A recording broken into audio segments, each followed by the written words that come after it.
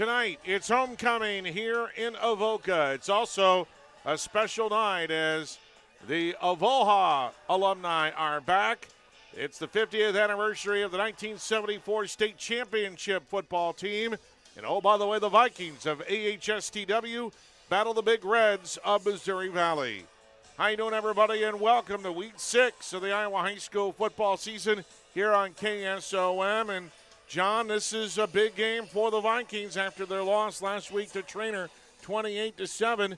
They need to sweep out and get some help to perhaps be a district champ. They still are in the cards to do that. They're still alive in the playoff race, but they need to win out. Yeah, I mean, Coach Harris in your interviews said it right. I mean, every game's 1-0, and you have to win each week. And just look at this week, and that's a situation that they're in right now. But we got a beautiful night. We got Thunderstruck playing in the background. I mean, it's homecoming. You're celebrating 50 years after a state championship.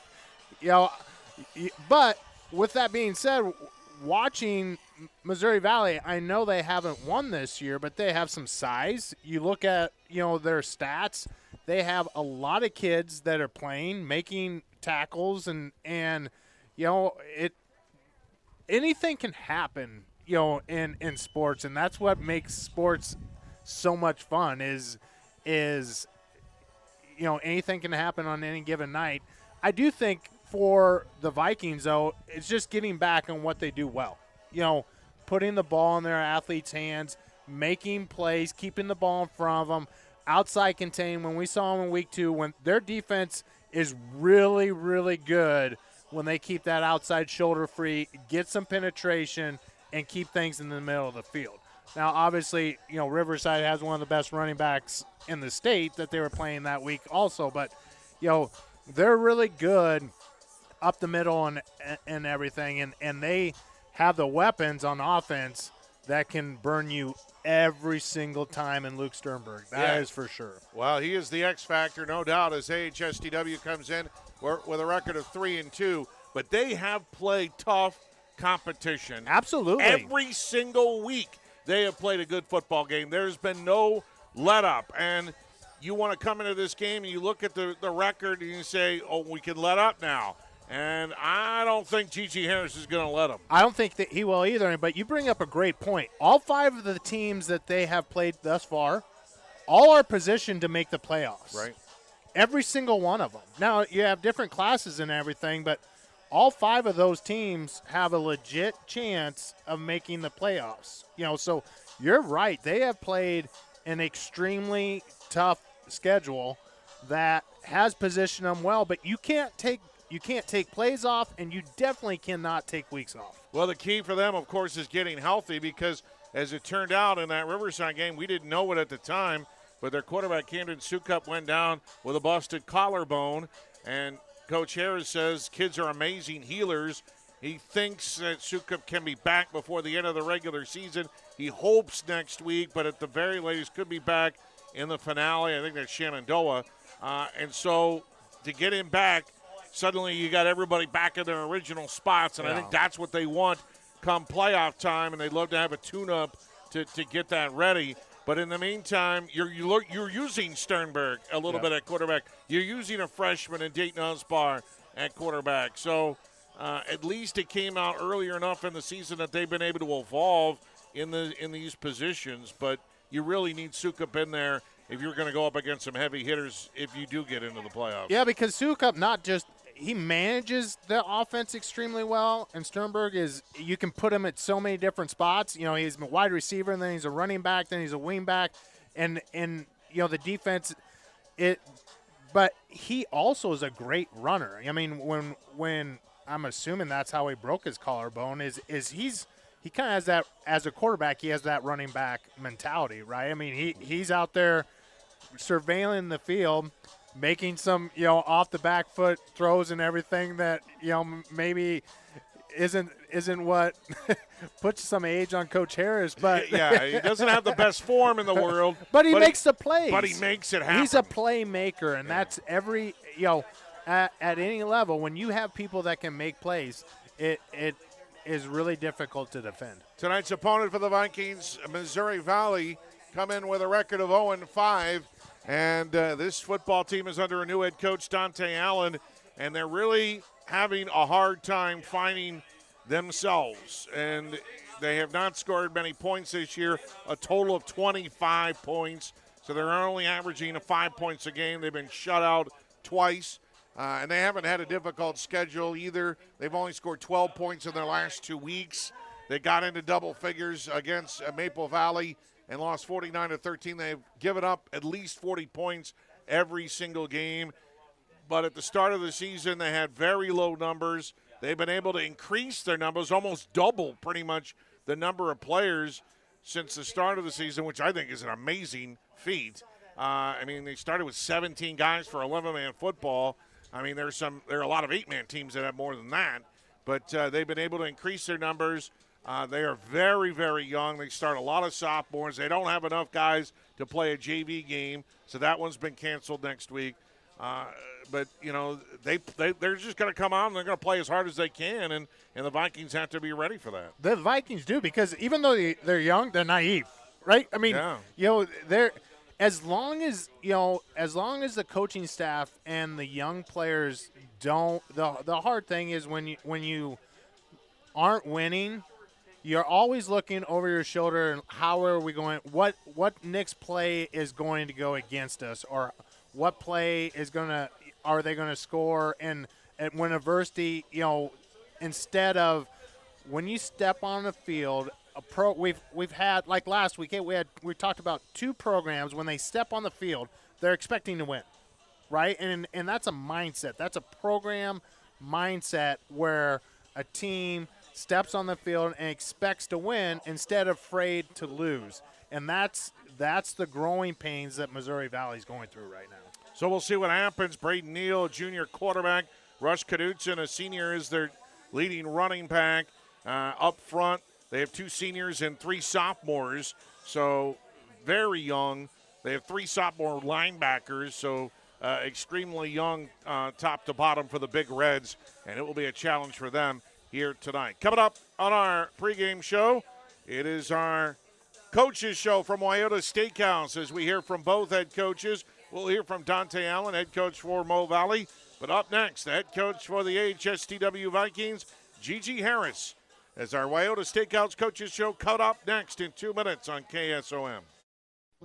What's it mean to be in good hands? It means you get an expert agent who's in it for the long haul. We'll get to know you and be there for you as your coverage needs change. I'm Craig Hummel at Hummel Insurance Services, and we work with Allstate Insurance. Let us help you choose the right amount of protection to meet your needs and see for yourself what it means to be in good hands. Call Hummel Insurance Services or stop in anytime. Faster. Our focus on delivering higher yielding genetics faster than the competition is why we have released more new Enlist E3 lines in the past 5 years than any other seed company. For elite genetics paired with simple, flexible, and effective weed control, plant Stein Enlist E3 soybeans. Stein has yield. 45 years of yield. Learn more at steinseed.com. All right, what's your favorite thing to eat at the Wyoto Steakhouse? I love the certified Angus steaks and burgers. Wait, I'd like to change my answer to the pork tenderloin. No, the fried chicken. Okay, it's the all-you-can-eat fish on Friday night. But then there's that macaroni and cheese. Okay, the final answer is the mac and cheese. Sorry, Grandma, it's the best. So bring the family and bring your friends to a tradition of great eating at the Wyoto Steakhouse. Open 5 to 10 Tuesday through Saturday, or give them a carryout call at 712-783-9232. We're back here on our pregame here on KSOM. It's our Wyoto Steakhouse Coaches Show, talking to the head coach for Missouri Valley as they Big Reds get ready to take on AHSTW. Dante Allen with us here on KSOM. And, Coach, how do you feel about your football team as you come into this showdown with the Vikings? You know, every week we continue to grow. We're able to get more players out for the team, so it's been a growing process for us throughout the season. So we're hoping that this game, everything kind of comes to fruition and we start playing a little bit better football. What are numbers looking like with your football team this year? Well, we started off with shooting 16 or 17 for the first game, And now game 6, we are at 34, 35 that we're suiting up. So the numbers are growing, and we're hoping to continue that into next year. Great. That's great progress. That's good to hear. A lot of times we hear teams losing players throughout the season, and you're gaining some. So that's a good sign. I know it's been a struggle to get wins. The offense has struggled to get points. What has been the story for your offense? What have you been looking at going into this game against AHSTW? Well, one of the things about offense, we've just been trying to figure out what works for this team. Being a new coach and being a new, basically being new everything, new coaching staff. We're just trying to figure out what kind of offense will work best for this group of guys, whether it's a wing tee or whether it's spread or whether it's air raid. And we just haven't figured that part out yet. So that part is just a growing process for us. We have a couple key athletes that we just try to get the ball to and let them be playmakers. You know, Owen and Rush, we try to get the ball to them and just get them in space and let them be playmakers. So that's kind of our goal this game as well, is just to get our playmakers in space and see what they can do. What have you seen from, say, Owen Becerra, who has 24 catches on the air for 229 yards? Not bad numbers. No, not at all. When I first met him, I knew he was elusive. I knew he was quick, so I knew he was one of the players that we had to get in space. He's young. He's a sophomore, so he still has a lot of growing to do. But you can see that he's growing throughout the season and becoming a great target for us, great asset for us. And what have been some of your leaders on defense this year? We have Aiden, we have James and Jack Hanlos and James Wint.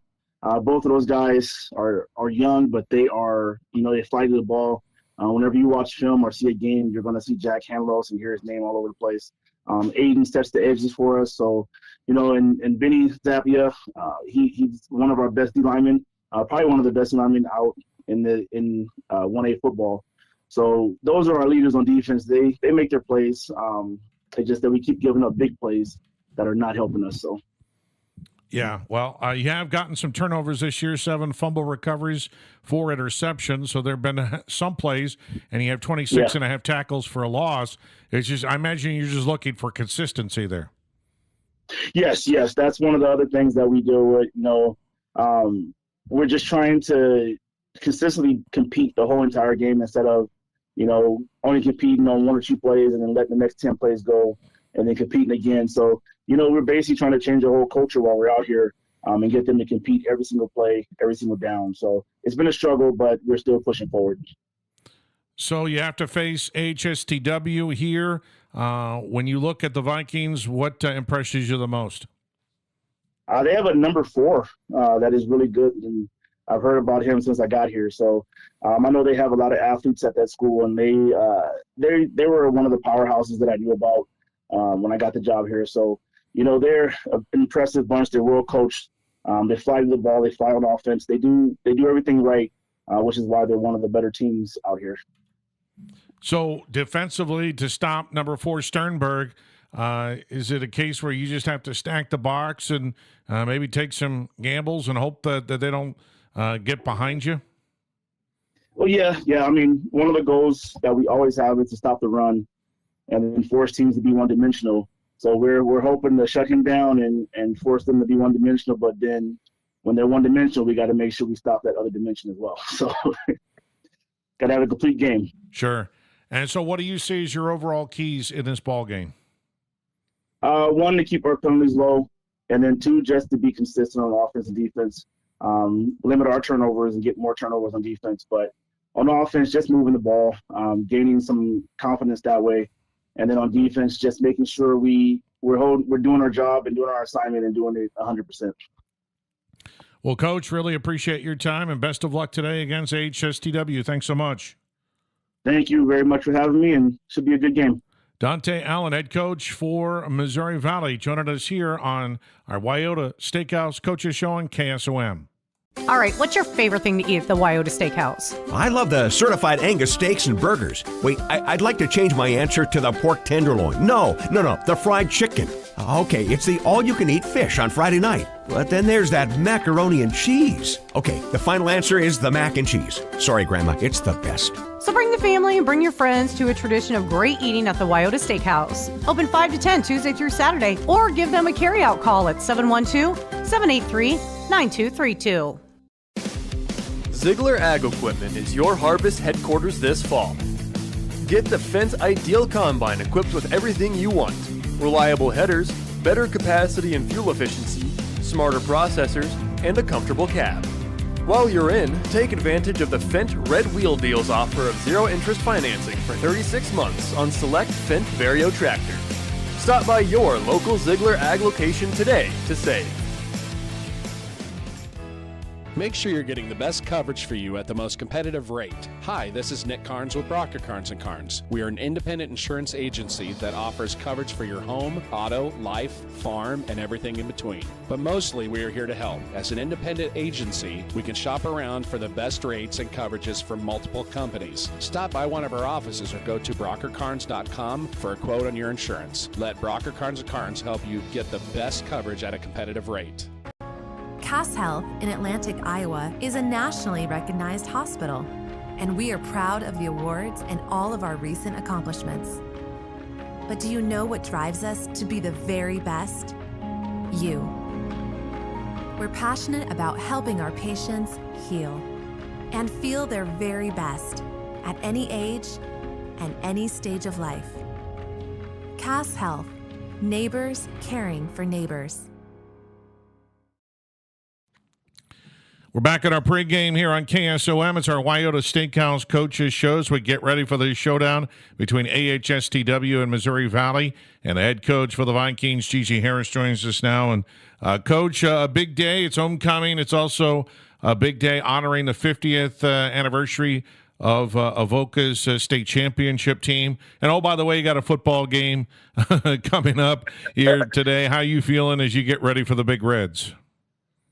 Yeah, I'm feeling good. You know, it's when you get to honor just homecoming in general. You know, got a lot of alumni coming back.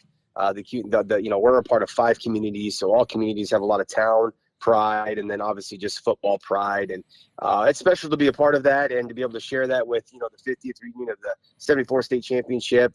Along with everybody else. It is special, and we're excited for the football game. You don't have a homecoming without a football game, so we're excited for that game. And it's been a good week of practice. The weather's been beautiful. It's definitely fall, so we're ready. We're chomping at the bit. We're ready to play. Well, it's an important game. I mean, every game important now if you want to make it the playoffs. Certainly a setback last week, losing to Trainer 28-7. So what's your thought process here now?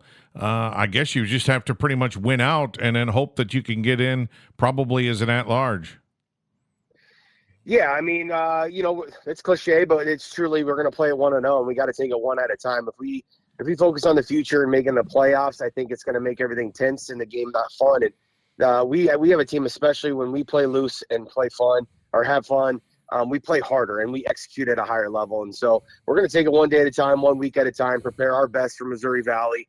Which at the end of the day, we want to feel good about that and get better, which is going to put ourselves in a better position for the next week and the next week. But that only happens if we take care of this week. Yeah. What did you see last week against the Cardinals? I mean, obviously, they're a good football team, and they just got your number there. What would you say happened there, and where can you learn the most from that? Yeah, it's an accumulation of things. I mean, that is a really good football team, and I thought that they really capitalized on a lot of our mistakes or made adjustments quicker than maybe we did or whatever it is. They capitalized on their game plan, and their players executed at a high level, and they played with a lot of passion and desire, and that's something that we typically do. So we got to get back to that. It wasn't just a loss. It's kind of how we lost. We talked a lot about that as a team, and we're really confident in the guys going into this week that we're going to get back to that. But specifically with football, something that's really probably hurt us and something that we've been lucky probably the first, 4 weeks of the season and that really stuck out for us against Trainer was turnovers. We've got to value the ball more, especially early. And we talk a lot about third downs, but, valuing that football has got to be number one. And we've got to do a better job of finding a way to take takeaways and make it very difficult on an opposing's offense. Dayton Osborne, meanwhile, how has he looked? What are his strengths at quarterback? Well, there's times he's looked unrattled and like a mature young man, and there's other times he looks like a freshman. But he is continually being coachable. We have a lot of coaches that have been able to kind of help him through the process, one through the mental side of it, the emotional side of it, but then also just that leadership and commanding an offense. And he's grown a ton. And when he shows some big moments, he can be really special. But then there's other moments where, he shows his youth a little bit. And that's also something that we're working with him too is, I might be a little biased. I am a big Red fan, but one of the best statements is we're not going to cater to him or hold him back. We're going to continue to push him and put him in situations that we think our team can succeed. And I know at times it's overwhelming, but he is handling everything we throw at him well. And he's just got to continue to compete and listen, be coachable. And each week he's going to continue to get better. What's your evaluation of Missouri Valley, and what challenges do they present for you? New head coach. So, that's something a little different for us. We know that they're trying to find their identity, and I can tell that they're really trying to do a lot of things right up there. And so each week they're definitely going to get better, and they might be getting better at a higher rate than everybody else because it's new. It's a new philosophy, and it's going to be some new system stuff, and they're evolving probably at a quicker rate than others. And so one thing that we see from them is the guys that are playing, they're playing hard. And they got a QB that's really you give him some space, he can really turn a broken play into something. So we got to make sure that we contain him when we're on defense. And their defense, they're going to do what they do. They line up the same way since week one, but each week they get better at owning the line of scrimmage. We've got to spread them out horizontally, vertically. We got to make them defend the entire field. Well, it'll be an interesting test here tonight, trying to get back on the winning track, defend the home turf, honor the players who won a state championship 50 years ago, and coaches, and homecoming as well. A lot to throw in there, but it should be fun times, hopefully, tonight. Coach, really appreciate your time, and best of luck here against the Big Reds. Thanks so much.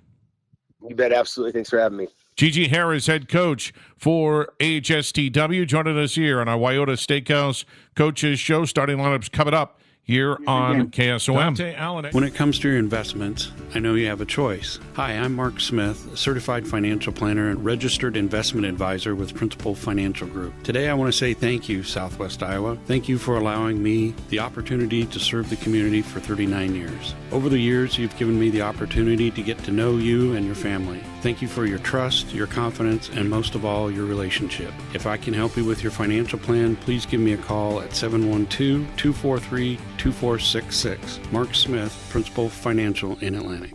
3H Customs has everything any farmer needs to be successful, and that's not an exaggeration. We offer soil sampling, crop scouting, and spraying. We also offer precision planting products, Midwest seed genetics, and nature's fertilizers. Don't forget fertilizers and anhydrous also. 3H Customs has everything the Iowa farmer needs, and we dedicate ourselves to helping each farmer be successful. For more information on how you can build that successful operation, call 249-2429 or visit 3hcustoms.com. 3H Customs, customizing your farming resources to fit your needs. Looking to upgrade your home? Or maybe you have storm damage that still needs repair? Rigid Edge Exteriors has you covered. From roofs and siding to gutters, windows, decks, and interior remodels, our team does it all, residential or commercial. For a free estimate, call Rigid Edge Exteriors today at 712-249-4449. That's 712-249-4449. Let us transform your ordinary house into your dream home. Anita Supply Center is here for you. From the big jobs to the small tasks, we're here to help. Hi, this is Kim with a reminder of our hours, so when you need our help, we're here. Anita Supply Center is open Monday through Fridays, 7 to 5, and Saturdays, 8 until noon. We're here 6 days a week for all your building, landscaping, how-to projects, repairs, and more. We offer free in-home measurements, free estimates, and can help you put your ideas together. Anita Supply Center is open 6 days a week for all your home improvement and building needs. 6557 United Group Insurance. People you know, people you trust. Carol Beebe is a local authorized independent agent for Wellmark Blue Cross and Blue Shield of Iowa. Now back to high school football on 96.5 KSOM and live video at westerniowatoday.com. Back at our pregame as we get ready for this matchup between AHSTW and Missouri Valley. Time now for our UGI starting lineup, delivering insurance and risk management solutions in Atlantic. For the hometown Vikings, Dayton Osbar, quarterback, 6'3", 174 freshman. He'll rotate with Luke Sternberg, who also goes to the tailback spot, 6'1", 178-pound senior. Caden Baxter at the halfback, 5'10", 183 senior. The wide receivers, Colin Harder, 6'1", 170 junior, and Drew Lee, 5'8", 170 junior. The tight end, he can catch it. He's a dangerous one. Zeb Hall, 6'3", 185 senior. Up front, Caden Jorgens in the left tackle, 6'5", 230-pound junior. Henry Lund at left guard, 6'2", 250 senior. Charlie Lane at the center, 5'10", 213 senior. Roman Scheffler at the right guard, 6'3", 220 sophomore. And Jet Peterson, the right tackle, 6'5", 230 senior. That's the offensive starters for the Vikings. And now the starters, UGI starters for Missouri Valley. The quarterback is Braden Neal, 5'11", 180 junior. Rush Kadutz in the running back, 6'1", 195 senior. Maddox Wielden is the fullback, a freshman, 6'1", 190. Three wide receivers, Owen Becerra, 5'9", 145 sophomore. John Siwamelk, a junior, 5'11", 160. And Jack Henlos, 6'1", 140 sophomore. There also will get you the offensive line momentarily, but we are going to step aside. The colors are being presented here in Avoca, and the starting and the national anthem will be sung. And we will have football here tonight as AHSTW takes on Missouri Valley. That's your UGI starting lineups. We're back in 2 minutes on KSOM.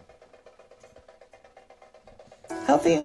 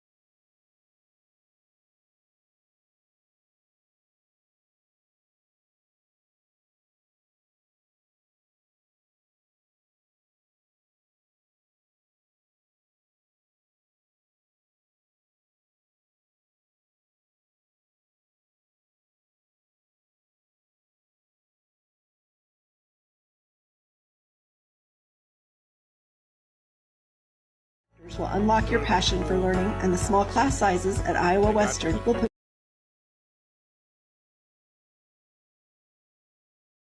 United Group Insurance. People you know and people you trust. Because we are local in Southwest Iowa with offices in Red Oak, Atlantic, Griswold, and Shenandoah.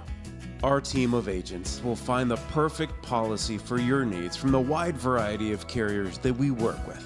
We offer policies for home, auto, life, farm, health, and commercial with vast experience in both hail and crop insurance. Learn more at unitedgroupins.com today. Zampia senior, 6'4", 290. They got some big boys, and then they got a 310-pound freshman that doesn't start for them. So they got some size, but the question is they don't have the experience, John, and they don't have the speed, I think, that some other teams have, and it's going to be a tall order for them to stay with the Vikings here today. But they will give it their all, I'm sure, the Big Reds. Yeah, anytime you have a first-year coach, and you're trying to change a culture, I always talk about everybody does their role, because football's the ultimate team sport.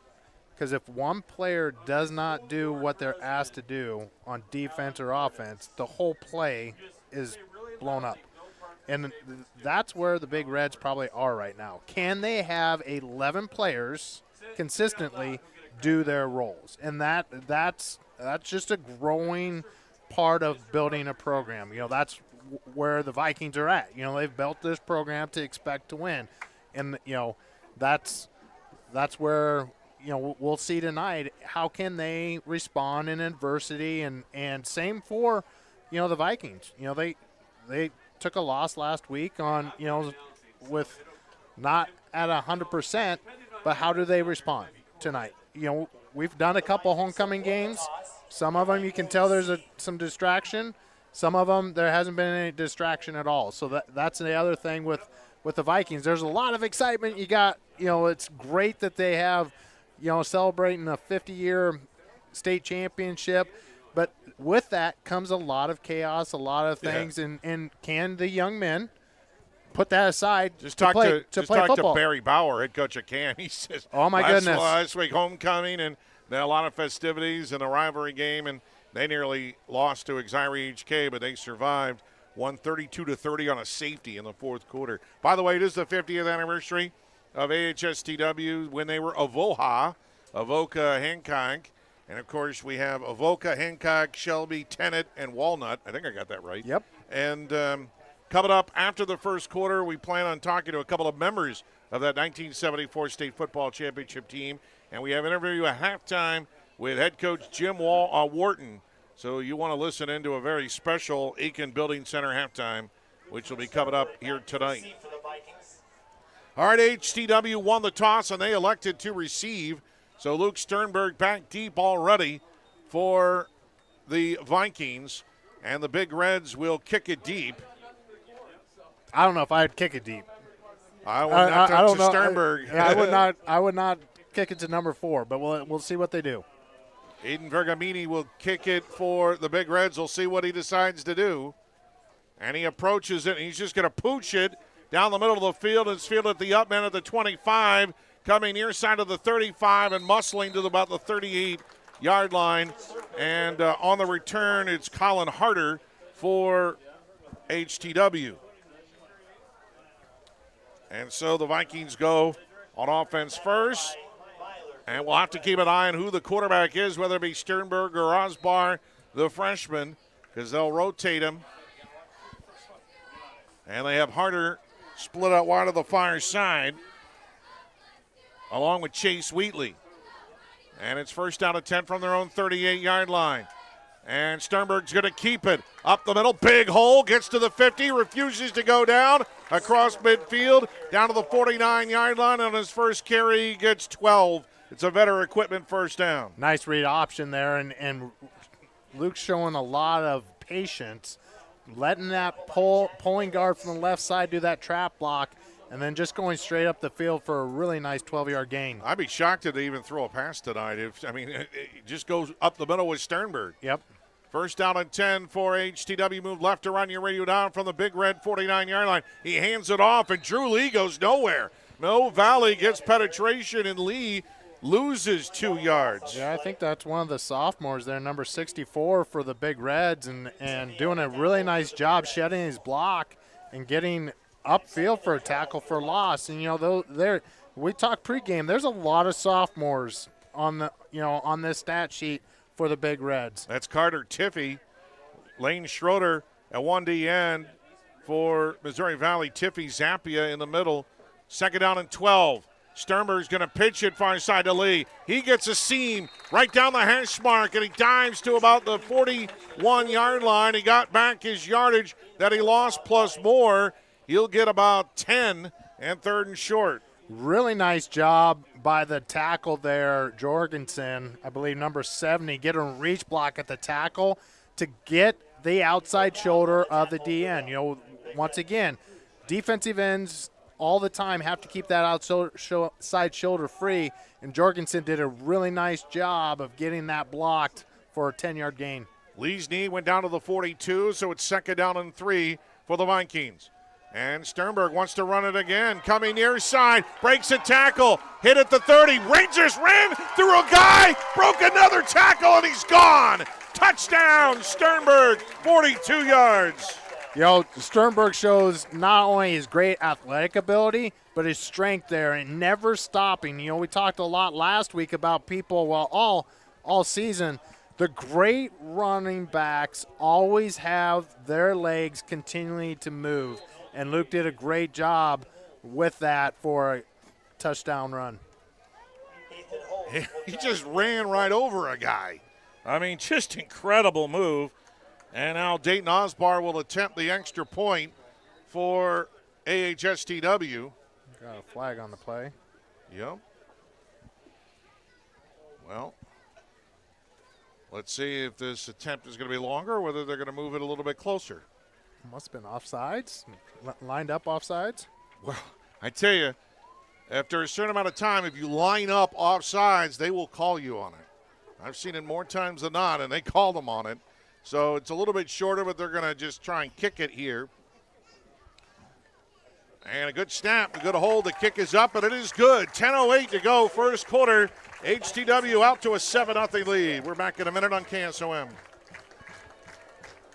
United Group Insurance. People you know and people you trust. Because we are local in Southwest Iowa with offices in Red Oak, Atlantic, Griswold, and Shenandoah. Our team of agents will find the perfect policy for your needs from the wide variety of carriers that we work with. We offer policies for home, auto, life, farm, health, and commercial with vast experience in both hail and crop insurance. Learn more at unitedgroupins.com today. Harvest season means long hours, and Becker Equipment, your Case IH dealer in Audubon, is here to help you through every single one. They are extending their parts and service hours so you can keep going. Their factory-trained technicians offer expert service and fast turnaround, plus next-day parts availability. For reliable, around-the-clock support, count on Becker Equipment, your Case IH dealer in Audubon. Call or text them today at 712-563-4219. Have a safe harvest season. Football on 96.5 KSOM and live video at westerniowatoday.com. Ethan Holtz made that last extra point. He'll kick it off for the Vikings. Becerra is back deep, although it's a little bit short, and gang tackled at the 25-yard line. Not much room to go. That time on the return by Maddox Wielden. Yeah, Wielden there. I wouldn't call it a freshman mistake, but a coaching opportunity, especially on the kickoff. Don't go sideline to sideline. And if you're the up man, if you're going to make that catch, either fair catch it or just get positive yards, because the timing's off with your return scheduled. So first down and 10 for the Big Reds at their own 25-yard line. And Neal is in the shotgun with Knudsen as running back. They have two wides to the far side, right to left on your radio dial, and breaking a tackle is Knudsen. A flag is thrown. Knudsen gang tackled on the far side of the field. He broke an initial tackle in the backfield, but he didn't get much. And now we have the penalty. And Missouri Valley might be moving farther back. Yeah, really good penetration there by the Vikings for all four of those defensive linemen in those gaps and causing a holding call. Missouri Valley wearing all white with red helmets, and the Vikings all blue with white helmets. Sternberg a 42-yard touchdown run, and now they move Missouri back to their own 15.5-yard line. At least we have color schemes where we can read the numbers compared to last week. Oh, yeah. First down and long for Missouri Valley. Two wides to the near side, and Neal in the shotgun with Knudsen. And handed to Knudsen, and he's looking for room and just kind of shuffling the feet and gang tackled after he got about a yard. Yeah, I mean, the Vikings line up in a five-man front, but they have three interior linemen head up on guard, center, guard. So you have three of those, really strong, big linemen for the Vikings going on top of the guard or center guard, just daring the Big Reds to throw the ball. Yeah, I got a lot of experience up front for the Vikings with Peterson and Lund at the D tackles, Sandboothie and Jorgensen on the ends. Second down and about 19 for the Big Reds. Neal in the shotgun. Back to pass. He pumps. Near side he throws. It's going to be caught, but a very minimal gain for Sumelt. and he got maybe a yard or two. Soe Mick. Wheatley had a nice tackle there at the corner position. That's a tough pass to make. You know, you're in the center field all the way almost to the sideline. Long pass to just get a 1-yard gain. Yeah, if that. I mean, it's going to be might be no gain, but very minimal gain. It's third down and extremely long for Missouri Valley on the C-Pro scoreboard, 7-0 to AHTW with 8:14 to go in the quarter. And Neal back to pass. He throws off his back foot. It's caught on the near side by Handloss, and he's hit immediately out of bounds. He'll get some yardage, but it's only going to be a gain of 6-7 yards, and he needed a heck of a lot more. Yeah, but a positive play, and we've talked about it all season, Chris, is when you have penalties and you get behind the line of scrimmage, it's really hard on 1st and 20 to get that many against a experienced defense like the Vikings have. Soy Milk will punt it away for Missouri Valley. And Sternberg right at midfield. He's going to call for a fair catch. It's very high, and it's short. And Sternberg into Big Red territory, a fair catch at the 47-yard line. Nice job of the coverage team by the Big Reds, just getting down there. You know, punt didn't go very far, but it's effective because with that fair catch, at least you don't have Sternberg returning it. Yeah, he's going to be hard to bring down for Missouri Valley here tonight. First down and 10 for the Vikings at the Missouri Valley 47-yard line. And Sternberg in at quarterback. 2 wides to the far one of the near. We got flags. And Sternberg was going to hand it off to Lee, but we might have a false start called against AHTW. It's actually technically offsides. So somebody lined up incorrectly. So both of these teams making some mistakes that usually are made in week number 1. First and 15. Moving back 5 yards. It's first down and 15 for the Vikings. Tonight's game brought to you in part by Brocker Carnes & Carnes. Trusted insurance since 1894. By Cass Health, neighbors caring for neighbors. First and 15 for AHSTW. Sternberg rolls to the far side. Throws it back across his body. It's incomplete. In between 2 guys. Hall looked like one of the intended receivers there. And it'll be second down and long for the Vikings. Yeah, went for the Big Reds from the linebacker position and had a blitz from his inside linebacker position and put some pressure there and just wasn't able. The timing wasn't there, and with the pressure, he had to get rid of the ball. Sternberg actually 19 of 32 passing for 181, 2 touchdowns and 2 interceptions. Second down and 15 for HTW. Give it to Lee. Lee, a stiff arm. Cuts it back of the hash at the 50. Dives inside the 45-yard line. Good run. It looked like he'd lose a big chunk. Instead, he gains a big chunk. Great run, but you know, the Big Reds, once again with the youth, doing a good job of getting to the position, but you have to be in a position where you can make the play and make the tackle, especially against the athletes that the Vikings have, and they're showing their athleticism so far tonight. Gain of about 9. It's third down and 6 from the Big Reds 43-yard line. And Sternberg is going to keep it himself up the middle. He got tripped up at the 40-yard line. He's going to be short of the first down, a gain of 3. You know, Handlos is showing, you know, anytime a sophomore can have 42 tackles through 5 games, that's pretty impressive. And showing, you know, that athletic ability from his linebacker position, it's tough to bring it down an athlete and a talented athlete like Luke Sternberg. Handlos, their leading tackler with 42. And talking with Coach Allen from O Valley, he sounded like he was very high on the kid. Fourth down and 3. They'll go for it. Sternberg back to pass. He rolls to the near side of his back foot. Going deep, way overthrown. It is incomplete. You know, once again, you know, we've talked about both linebackers, Handlos and the Wint kid, both sophomores, and combined have over almost 80 tackles now. And, you know, the defense did a nice job there. But once again, once you get behind the, you know, 1st and 15, you are behind the chains. Yeah. Even in a talented offense, that's hard to overcome. So Wheatley was the intended receiver. Missouri Valley takes over and downs at their own 40-yard line. And Neal in the pistol formation with Knutson behind him. Knutson the handoff, got a hole, and a flag is thrown, of course, as he crosses the 45-yard line and hit at about the 48. I think we might know why there was a hole. Because there was a hold. There was a hold, which is why there was a hold. A hold creates the hole. Exactly. If you do it right, I mean, Yeah. if you're going to do it, make sure it works. Well, you gotta do it in a way where you don't see where the zebras don't see you. Exactly. Yep. Yeah. There's an art to holding. There's an art to hold. Absolutely.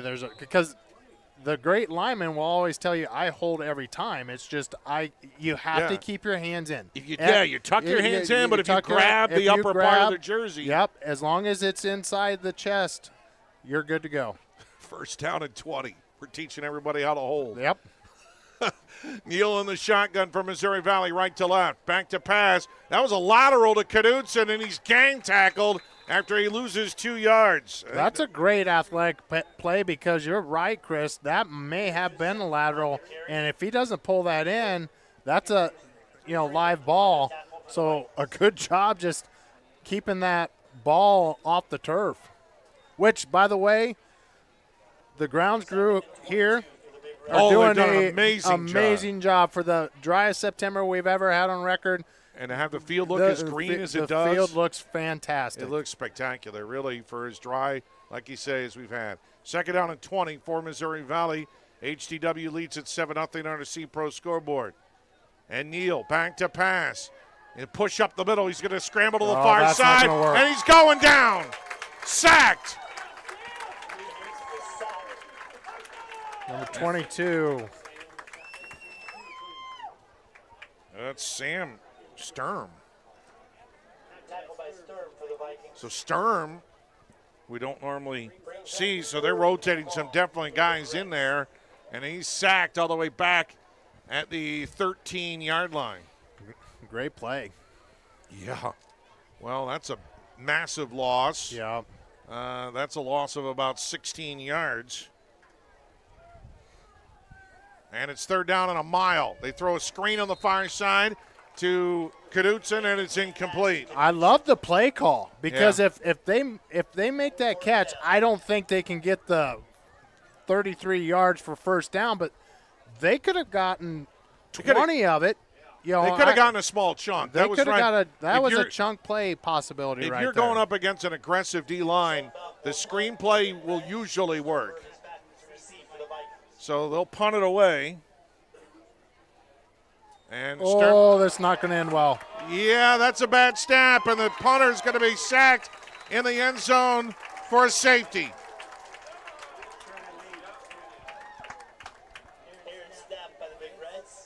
So HTW just gets in there, a mistake by the Big Reds, and the Vikings capitalize on the two-pointer.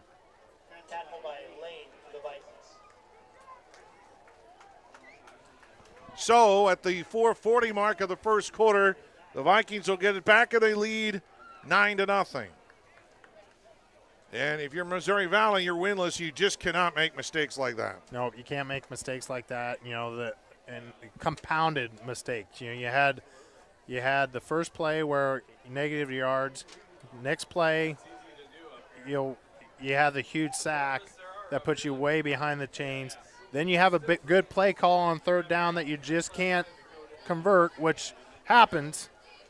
But then, just fundamental things like that. Snap, and we've talked all season, Chris. Special teams is a third of the game, and it's so important. And, people are like, well, I'm only on kickoff return, or I'm only on punt team. Or that is as important as starting on offense or starting in defense because of, things like that.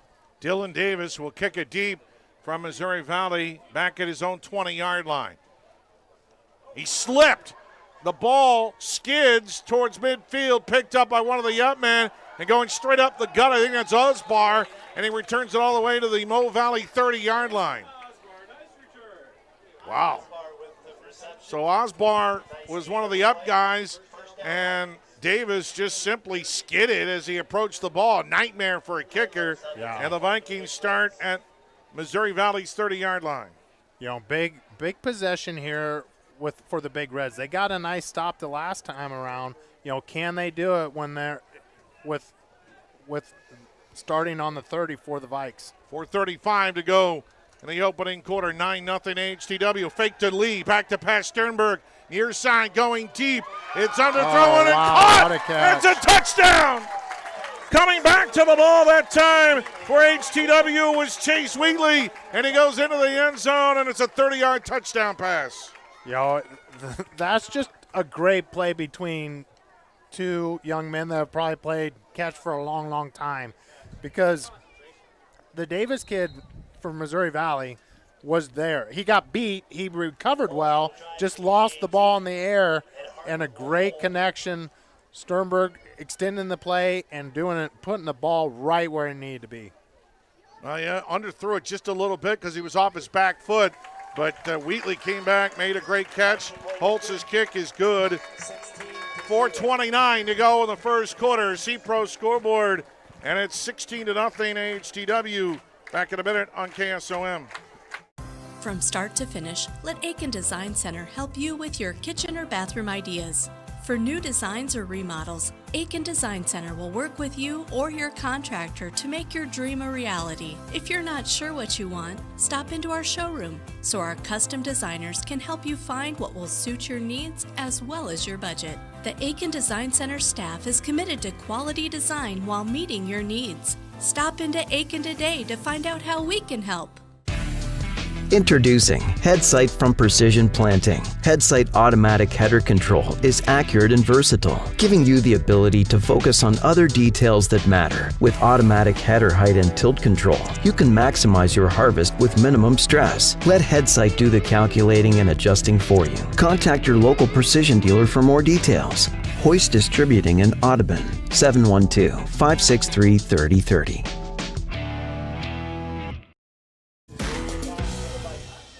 Now back to high school football on 96.5 KSOM and live video at westerniowatoday.com.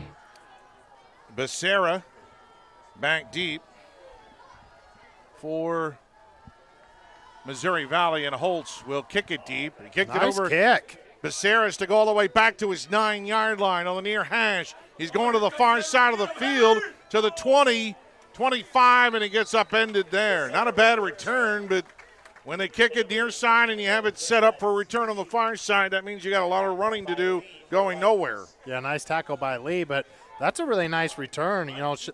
Showing some athletic ability. Becerra, as a sophomore, that's seeing something like that.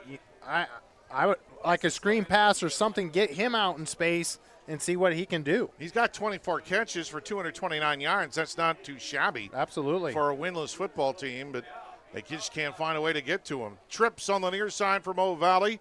First out of 10 from their own 25. Neal hikes out, but he got it away. He's going to run it to the near side. Strung out, a flag is thrown. Breaking a tackle. Hit at the line of scrimmage and then shoved backwards. Forward progress, might have gotten back to the line, but we'll check the flag. Yeah, I think just like they need to take a course on how to hold, because they got the arm on the outside, and it was a pretty easy call there by the white hat. Every drive they've had a penalty that's moved them backwards. Yep, and not just the 5-yarders. I mean, they're the 10-yarders that are drive killers for especially a team that's trying to get to that level where they can consistently move the ball down the field to score. Our video stream powered by Nishtanet. And it is first down and 20 for Missouri Valley, back at their own 15-yard line, moving right to left. And Neal again in the pistol formation with Knudsen behind him. And they give it, no, they're going to fake it on the end around going far side. And not much there. HTW stayed at home that time. They gave it to Becerra that time, and Becerra did not get much. He got 7. Yeah, he actually. It was a nice gain. Yeah, he got more than what I thought. I mean, I thought the Vikings sealed that off, but he was able to get forward. You're right, 7 yards. And a nice job by the tackle there, sealing to get to the outside. Second down and 13 for the Big Reds. And again, Neal in the shotgun. Back to pass.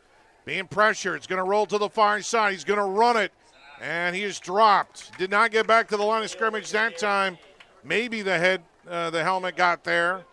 But I think it might be a loss of 1. You know, really good.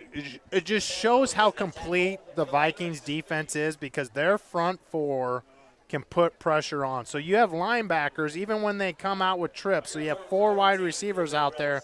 You have 7 guys that can drop back, and because the front four have really, really good pressure on the quarterback all the time. Jorgensen came from the near side and forced him to scramble to the far side. Sam Boothie, one of their leaders in tackles.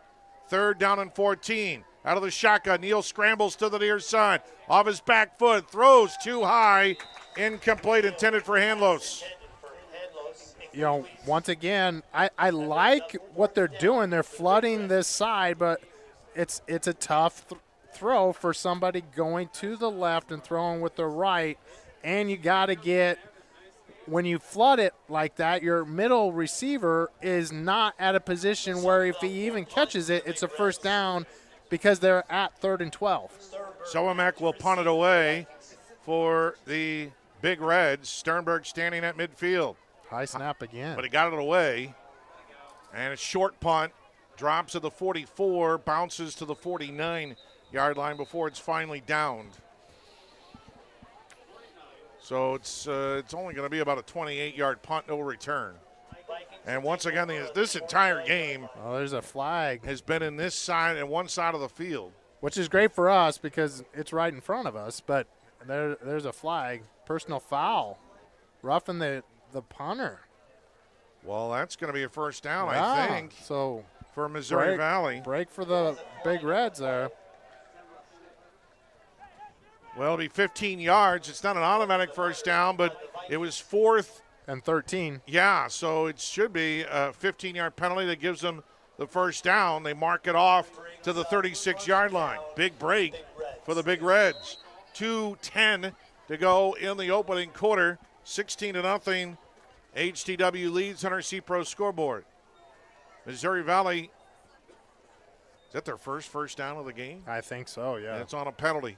First down and 10 for Missouri Valley, their own 36. Neal under pressure again. Scrambles around in a circle, rolls to the near side. Hit, thrown, incomplete, deflected. Man, I tell you, he's slow getting up a little bit too. Sam Boothie was one of the guys there. Sam Boothie said, "Welcome to homecoming game." He is going to feel that legal hit, but fantastic. Quarterback's arms up, and Sam Boothie just tattooed his rib. Don't forget, coming up, we reached the 2-minute, just close to the 2-minute mark, but coming up at the end of the first quarter, we'll talk to 2 members of the AHSTW 1974 state championship team. It's second down and 10, and nowhere to go for Knudsen. He's stuck in the backfield. Sam Boothie there again. He got his feet, and just Knudsen was pivoting around in a circle, refusing to go down, and he finally did after a loss of 5. One of the most impressive things about that, Chris, is he stayed so low. He's almost bear crawling to make that tackle. You know, and leverage is such a big deal, and that's what makes this defensive line so effective. Their pad level is low, eyes up, pad level low, and make destruction plays. Third down and 15 for Missouri Valley. Neal in the shotgun. Play clock down to 1. Just get it off. Neal scrolls to the far side. He throws. No one there. I mean, literally no one there. The receiver was going far, and the pass was way underthrown.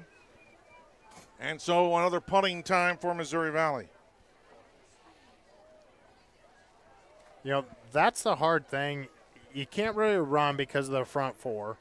Because the Vikings front four on the defensive line is so effective, they can drop 7. So even if you have 4 people out on passes, they're double covered. Davis punt again short. Sternberg will let it hop. Finally in his own territory. And it rolls inside the 40 to the 37-yard line. So 24, 26, 7-yard punt. No return. And finally, it crosses midfield.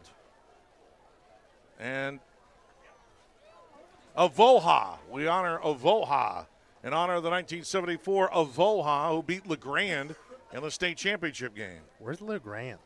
That is part now of the East Marshall School District. Oh, north of Grinnell, south of absolutely. Marshalltown. I'm well familiar with it. Yeah. I've been there many times, LeGrand. First down and 10 for HTW. Back to pass to Sternberg. He pumps. He's got Mo Valley. Neal back to pass. He rolls to the near side. It's thrown underneath on a screen play. That will lose some yardage, and it's going to be 4th down. So, Bill, what does it mean for you to be back here with all the guys for the 50th anniversary of that team? Well, it's fantastic for me. It's been a long time since I've seen a lot of these guys, and it's great to see all of them and just kind of reminisce over what we did 50 years ago. Can't believe it's been that long. Does it feel like it was yesterday when you played? Not no, quite. Not at all. Not quite. I feel every bit of the 50 years. I hear you. Missouri Valley's going to punt it, and back at their 5-yard line, Sternberg is going to let it hop at the 45-yard line and all the way to midfield, good field position for HTW. So what position did you play back in 74, Bill? Well, I was running back on offense and a linebacker on defense. And what were some of your memories about that team and why? I mean, because you were undefeated the year before that, and then you just kept it going in 74. Correct. Well, I just remember how well coached we were, how much support we had throughout the community. Everybody on the team supported each other. It was, we were guys who had played sports together since we were in grade school, and it was just the culmination of a great career through high school to have been able to accomplish what we did that year. First down and 10, and they give it to Lee. He gets turned around on the near side. Flag is down after Lee gets about 13 yards, but we'll check the flag. What can you say about Coach Wharton and how he kind of kept all you guys together going in one direction? Well, he was very well prepared for everything, and he always had us prepared. We watched film, on Monday nights, and everybody was given instructions on what our jobs were for the week against each specific team. We never got ahead of ourselves. It was always the next team is who we were preparing for. We didn't look down the road. We were always looking directly in front of us, and if we made a mistake, Coach Wharton wasn't afraid to tell us. He was never cross with us, but he always made sure that we knew what we had done was wrong and got us to correct it, and we moved on forward from there. It's first down and 15 on a 5-yard penalty to Avoca in honor of the state championship team. Sternberg just got about a yard, so it'll be second down and 14. What was, like, if you had to pick one play for you that stood out, or a game or a moment for you, what would stand out the most? Oh my! I guess I put you on the spot. hate to say it, but it might have been the run that I got at Mo Valley that year that ended up, we scored the winning touchdown that kept our winning streak alive. Okay. That was, to that point, it was an incredibly tight ball game. It was a 1-point ball game, and that touchdown is what won the game. And like I said, we had, there was a totally team effort. There were 5 guys in front of me that blew a hole wide open, and I could have driven a truck through there and walked into the end zone, and that's what we did. It propelled us to the rest of the season after that game. Yeah, Lee just gained 4. It's third down and 10 here for HTW, and Missouri Valley just moved. They lead it by a score of 23-0 on our C-Pro scoreboard. So, Charlie Betty, what position did you play for the team? Tight end, defensive end. So you were in the thick of it. I tried to be. I bet. When you think back on just the team, what are some memories that first come to mind? For the 74 team, we lost a lot of seniors. Had a really good team in 73. And we had like 4 returning starters, but a lot of first-year starters stepped up that year. We had a good group of sophomores and some seniors that stepped up and filled the gaps, and we had a very surprise. I think after the third game, I think we got something going here anyway. Yeah. So on 3rd down and 5, Lee just got stuffed. He lost 2 yards. It'll be 4th down for the Vikings. What do you it was a case in 73 where you didn't make the playoffs, correct, even though you were undefeated, because the playoff rules were weird at that time. there was only back then there was only a semifinal game and a championship game. And there's 5 undefeated teams in our district that year, and Dexfield moved on. But there was a lot of undefeated teams that year. So and they went by the point system. It's kind of hard to remember after these years, but we were in second place that year in 73 that couldn't advance anyway. Sternberg throws to the far side to Osbar. He makes the catch, but he's going to be short of the 1st down. On 4th down and 8, he got about 7. So it'll turn it over on downs. Missouri Valley will have it at their own 42-yard line with 8:23 to go in the second quarter. Do you remember the other teams that were in your district? Absolutely. What were the teams? Dexfield, which was the eventual state champion, Avoca, Carson, Logan, and Hamburg. There's the 5 undefeated teams. Yeah. Well, it's amazing how things change and how consolidation has changed everything like that. And don't ask me how I remember all 5 teams, but I do. Anyway. What about you? Was there a play? Was there a moment for you that you were involved in that stands out the most? I think it was. Missouri Valley just completed a pass and it's dropped. It's a fumble. It's a fumble. Oh. I think they're going to rule it incomplete. I think it was a homecoming game with Carson. It was a real tight game, and we came out with like a 14-7 victory, and that was right before the Missouri Valley game that Bill was talking about. And they were both defensive games, but we learned a lot from both of them, and I think that really continued our push onto the postseason after that anyway. So, Bill, what did you do after you graduate and college, and what did you do professionally? Well, I went on to college in Blair, Nebraska, and got a degree in criminal justice, and became a law enforcement professional in Council Bluffs to start with for 5 years, and then went and worked in Omaha for 23 years after that. Oh, wow. Well, thank you for your service as a police officer. Thank you. We say that to vets, but I would say that too to police officers as well. You put yourself in just as much danger. Thank you. Missouri Valley just got a loss on the play by Neal, and a flag is down. It's a loss. It's going to be 2nd down and about 14 yards. What about you, Charlie? What did you do after you graduated and professionally?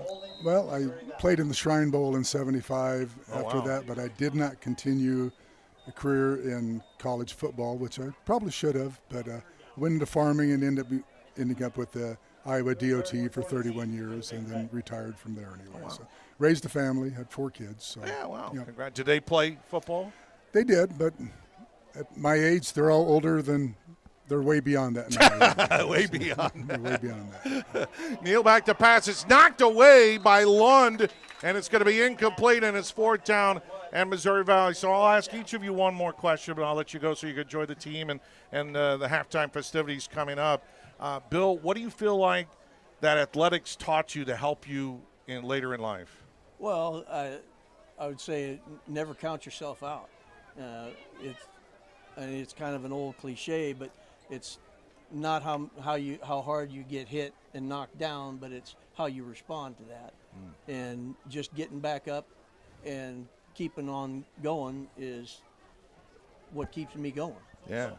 Charlie, you get the last word. What did you feel like you learned by playing high school football that has helped you later in life? My dad might disagree with me, but discipline and stuff, and the coach taught us a lot, all our coaches in school, but that's what I learned the most from that, and I really miss the old days, but doesn't everybody? Yeah, we all do. Yes, we do. Well, I just want to thank both of you for your time. Enjoy the rest of the halftime festivities. I know you all will be honored out there. It's homecoming, but it's also a great anniversary for Avoca and your entire teammates. So thanks a lot for taking a moment to come up here and talk to me, and best of luck. Thanks so much. Thank you for having us. Absolutely. Yeah, Bill and Charlie with us here on KSOM. That is just great. I just respect the heck out of guys who played football back in the 70s. It's just love talking football any decade. Sternberg's running for his life on the far side of the football field. He crosses the 30 to about the 36-yard line. It'll be a gain of about 6. And so with 7:15 to go in the second quarter, it's 23-0 on our C-Pro scoreboard. That's cool. That was awesome. Yeah. That was so cool. I tell you what, both those guys could put pads on right now. I'm pretty certain they would tear it up right now. Those guys were amazing. That was a lot of fun. Great job, Chris. I appreciate the guys up here in the press box getting those two, because that was really, really cool to get to hear those stories. Second down and 4. Sternberg will hand it off, and Lee doesn't get much. Matter of fact, he'll lose a yard. And it will be third down. So we haven't really missed much in the game, as a turnover on downs by HTW. Missouri Valley had to punt again. But I've been in that time with that stop so far in 7 downs, the Big Red has held their own. Yeah. They're bending and not breaking. They're doing a good job of coverage, getting some penetration. Now let's see if the Vikes can convert a third down. Third down at about 6 from their own 35-yard line. Sternberg going to roll to the near side, looking for a hole. Puts on the Jets at the hash mark. Hit at the 45, tumbles forward to about the 48-yard line. That's a first down. Better equipment first down for Sternberg that time, as he gets about 12, 13 yards. Sternberg there shows the patience, and that's a maturity of a great athlete that allows not just his offensive tackle, Jorgensen, to get that hook block, but also the wide receivers going downfield. Knows he needs to get 6 yards for the first down, is patient, and gets 10. First down and 10 for the Vikings at their own 47-yard line. They lead it 23-0 on the C-Pro scoreboard. Sternberg in the pistol. Hands it off to Lee. Lee looking for room, and there's nothing there. That is a great job by number 64, Tiffy kid. He's one of those big boys. And does a good job from the nose guard, or nose guard type D tackle, interior lineman, defensive lineman, let's say, gets the penetration and still is engaged with the offensive lineman and can bring him down for a loss. Second down and 12 for HTW at their own 46-yard line. Lead it 23-0 on our C-Pro scoreboard. Sternberg in a shotgun. And he's going to fake it to Lee up the middle. Big hole, 50 near side. Breaks a tackle at the 40, and then finally hit. Becerra able to slow him up, and then he's brought down at the 37-yard line, but a better equipment first down. Change of pace, right? Fake it, get that flow, and then go. No hesitation there. Huge hole. Just go right up the middle for a really, really good gain. Well, his fake to Lee kind of held the backers for just a second or two. And then the guards could get up there to get him engaged, and then he went. Great play call, great execution. Gain of 17 and a better equipment first down for Avoca, down to Avoca in honor of the state championship team. Sternberg back to pass. He rolls to the far side, trying to get away from Tiffy. He just lobs it out of bounds. I don't think there was a receiver in the area. Well, Osbar was sort of. It's incomplete. I mean, you could make a case for intentional grounding, but it was uncatchable, and there's no such thing as uncatchable in high school football. There's no such thing as uncatchable, and also in high school, there's not the outside the tackle rule. So you got to kind of. There's got to be a receiver within the vicinity, yes. But Osbar was sort of. If he was 20 feet tall. Yes. But they don't have an uncatchable rule, so it didn't matter. Second down and 10 for the Vikings. Give it a Lee between the tackles, and he gets stuffed that time. They got some penetration up there, and Missouri Valley made a play. Went is a sophomore, and he's one of their better defenders. Yeah, 34.5 tackles, 25 solo just like that. One really nice play from a sophomore linebacker. They're not quitting. This defense has given up some big plays, but they're still making plays out there. They continue to improve. They're definitely not quitting.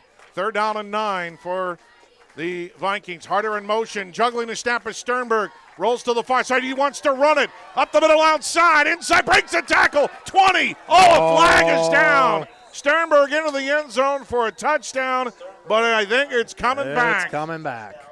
36-yarder is going to be negated by a penalty, which the flag thrown right at the first down marker. Sternberg, broken play. Wasn't pretty play, but what he did was really pretty. Well, he missed snap, and I don't know. Harder was coming in motion. I don't know if it was going to be end around to him. That or read zone play. Right. Because they have that in their arsenal. Usually it's Sternberg coming into motion, and with Silkup doing that, but a break for the Big Red though. Moving back to the 38-yard line. A touchdown comes off the board. 3:07 to go in the second quarter. 23-0. Vikings lead on the C-Pro scoreboard. 3rd and 11. Right to left on your radio dial. Sternberg in the shotgun long snap count. They got to burn a timeout. Timeout called by Avoca. And we're back in 30 seconds on KSOM. Stein delivers more new genetics faster. Our focus on delivering higher yielding genetics faster than the competition is why we have released more new Enlist E3 lines in the past 5 years than any other seed company. For elite genetics paired with simple, flexible, and effective weed control, plant Stein Enlist E3 soybeans. Stein has yield. 45 years of yield. Learn more at steinseed.com.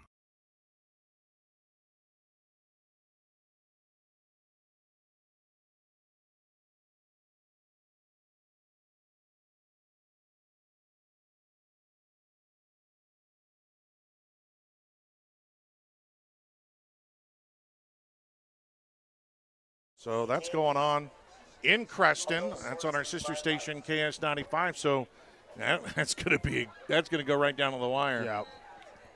3rd down and 11 for Avoca. That's what they were in 1974 when they won the state championship, and then Shelby, Tennant, and Walnut joined the school later on. 3rd and 11 for the Vikings. Lee in motion to the near side. They throw him a pass. It's actually going to be behind the line of scrimmage. He's hit at the 40. Went again with a nice play. Great read. Seeing the wide receiver coming out. Running back coming out. I don't know if it was cover one or just really good read by Went, but great play for actually a loss. Yeah, a loss of 1.5 maybe. Back at the 39-yard line. So it's 4th down and 12 for HTW. They're kind of in no man's land here. I mean, Missouri Valley's offense is not going anywhere fast, so they're going to go for it. But the defense is making some plays, particularly Went here recently, a 5'10", 165-pound sophomore. 4th and 12. Sternberg back to pass. He's going deep to the far side of the football field. A diving attempt, incomplete. Davis really intended for Wheatley. Yeah, Davis had nice coverage there, and Sternberg just couldn't get the ball to him, but also had some pressure. And once again, Big Red, after giving up 23 points, that's 3 stops in a row for the Big Red. Yeah. Well, on downs, punt on downs. Yeah, well, I covered a lot, sort of lost track because I was interviewing the guys. I think so. At least 2. But I think you're right. But since that 63-yard touchdown by Sternberg, and Neal back to pass, he's under pressure. He throws it to the near side. It's caught by Becerra, but he's behind the line of scrimmage, and there's nowhere to go. Well, tremendous pressure that time thrown out there by Sturm, and Sturm forced him to throw the football before he wanted to. Becerra caught it, and he lost a yard. That's just a great job with Becerra catching that, because it was so well covered, by Harder, that could have easily been a pick 6 if he didn't box him out just for the 1-yard loss. 2nd down and 11 for Missouri Valley at their own 38-yard line. Neal shotgun. Back to pass, throws a little screen on the far side of Knudsen. Cuts it at the 40, hit at the 45, and pushing the pile for a couple of more yards to the 48-yard line. He's close to the first, but he'll be a little shy on a timeout called by Missouri Valley as a 9-yard pickup on the pass play to Knudsen. Clock stops, 1:13 to go in the first half. 23-0 AHTW. We're back at 30 seconds on KSOM. Did you know that Mexican food is considered to be healthy? What? How do you figure? Almost every dish has vegetables. Salsa, all vegetables. Guacamole, avocados, and corn tortillas. They're naturally gluten-free. Okay, I get it. Tacos, lettuce and tomato. So Rancho Grande for dinner? Race it to the car. Add more vegetables to your diet at Rancho Grande in Atlantic. And then you can indulge in a guilt-free margarita, imported beer, or dessert. Choose a healthier option at Rancho Grande. Open 7 days a week. High school football on 96.5 KSOM and live video at westerniowatoday.com. It's a little scramble screen for Knudsen, but he's a yard short of the first down. They'll give him a gain of 10 there. 3rd down and 1 for Missouri Valley. First downs have been hard to come by for the Big Reds. Coming up at halftime, remember, an interview with the coach of the 1974 state championship team, Jim Wharton. That's coming up at halftime. Aiken Building Center halftime show. 3rd and 1 for Missouri Valley. Hand off to Knudsen. Coming near side, gets turned around, breaks the hole, rumbles his way into AHTW territory, all the way down to the 41-yard line. It's a Vetter Equipment first down on a gain of 11. Great job by Knudsen, keeping his feet moving there and positive yards. Now they're kind of hurry-up offense. That's their best run of the night. Becerra had 7, but between Neal and Knudsen, their best run by far. Back to pass is Neal. He wants to go deep. Nothing there. He scrambles to the far side. Stops. Throws back across his body. It's caught. That time by Handlos. Handlos has it inside the 30. Another first down to the 28-yard line. As a coach and as me, no, don't do that. Don't do that. Great play. That's exactly what that play was. Do not do that. Do not do that. Throw against your body when they triple covered, but they connected for another first down. Gain of 13. Vetter Equipment first down. Timeout. 42 seconds left. Missouri Valley by far their best drive, but they're also driving against the clock. We're back at 30 seconds on KSOM. Got a leak? A clog? Or maybe it's time for a brand new bathroom. Furnace or AC needs some attention? Or are you interested in floor heating? Call Fikes Plumbing and Services. Your trusted local experts in so many areas is now serving the Greenfield and Atlantic areas. From quick fixes to major renovations, Fikes Plumbing and Services has you covered with fast, friendly, and reliable service. With 30 years of service, Fikes licensed professionals tackle every job with care, ensuring your home stays comfortable and safe. Don't wait. Call Fikes Plumbing and Services today for your HVAC, plumbing, sewer, and septic needs. All on 96.5 KSOM and live video at westerniowatoday.com. First down and 10 for the Big Reds at the Viking 28-yard line. Neal in the shotgun. Back to pass. He pumps. Then he throws a little screen to Becerra. Going to the far side of the 20 in the Hoist Distributing red zone. Knocked out of bounds. Close to a first down. I love the play call because the front four, we've talked about it for the Vikings all night, have gotten great penetration, and they threw the screen right over the top of them. Gain of 16 to Becerra, and they're in the Hoist Distributing red zone. First time tonight, Sternberg's already run through it a couple of times and thrown past it. Your Precision Planting and Channel C dealer in Audubon. Give Chad a call today, 712-304-0487. First down and 10 for the Big Reds at the Viking 12-yard line. Play action, ball is loose. And I think Missouri Valley got back on top of it. It was one of the big 65. eaters up there that was able to recover it. But it's going to be a big loss. Loss of 5-yard line. It was a bad exchange between Neal and Knudsen. And the Big Reds burn their last time out. 23 seconds left. We're back at 30 on KSOM. Introducing HeadSight from Precision Planting. HeadSight automatic header control is accurate and versatile, giving you the ability to focus on other details that matter. With automatic header height and tilt control, you can maximize your harvest with minimum stress. Let HeadSight do the calculating and adjusting for you. Contact your local Precision dealer for more details. Hoist Distributing in Audubon, 712-563-3030. 030. Now back to high school football on 96.5 KSOM and live video at westerniowatoday.com. All right, Missouri Valley out of timeouts. The Vikings have 2. Second down and 15. Back at the Vikings 17-yard line. Neal in the shotgun. He has this one back to pass. Rolls to the near side. Has time. Throws downfield. It's intercepted. Intercepted by Sternberg, and he goes out of bounds at the 3-yard line.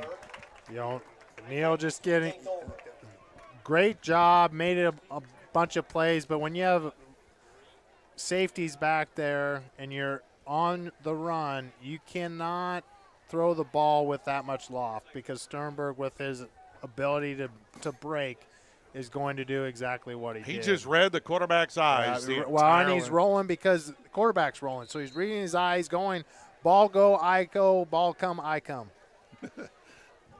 And they'll just sit on this. They're backed up at their 3-yard line. Don't kneel in the end zone. That's the thing. No, well, he's in the shotgun, so I bet you Sternberg will run at least a play. 16 seconds left. He gets the ball, goes up the gut, breaks one tackle, runs through another guy, and powers his way, but brought down to the 20-yard line. So he gets 17 more yards. Are they going to take a timeout? That's a good job by Sternberg just getting that snap. Clock is moving. They are not taking a timeout. They're going to let it run out. So that's the end of the first half. Your score, what a score. It was a scoreless second quarter, if you can believe it. But Avoca AHSTW leads 23-0 on our C-Pro scoreboard. Coming up, we have the interview with the head coach for Avoca back in 1974, the state championship Viking team, Jim Wharton. Plus, we'll have first half stats and scores. All coming up for our halftime report from Aiken Building Center, where the do-it-yourself pros shop in Atlantic, Corning, Clarinda, and Creston. Halftime starts in 2 minutes on KSOM. From start to finish, let Aiken Design Center help you with your kitchen or bathroom ideas. For new designs or remodels, Aiken Design Center will work with you or your contractor to make your dream a reality. If you're not sure what you want, stop into our showroom so our custom designers can help you find what will suit your needs as well as your budget. The Aiken Design Center staff is committed to quality design while meeting your needs. Stop into Aiken today to find out how we can help. Harvest season means long hours, and Becker Equipment, your Case IH dealer in Audubon, is here to help you through every single one. They are extending their parts and service hours so you can keep going. Their factory-trained technicians offer expert service and fast turnaround, plus next-day parts availability. For reliable, around-the-clock support, count on Becker Equipment, your Case IH dealer in Audubon. Call or text them today at 712-563-4219. Have a safe harvest season.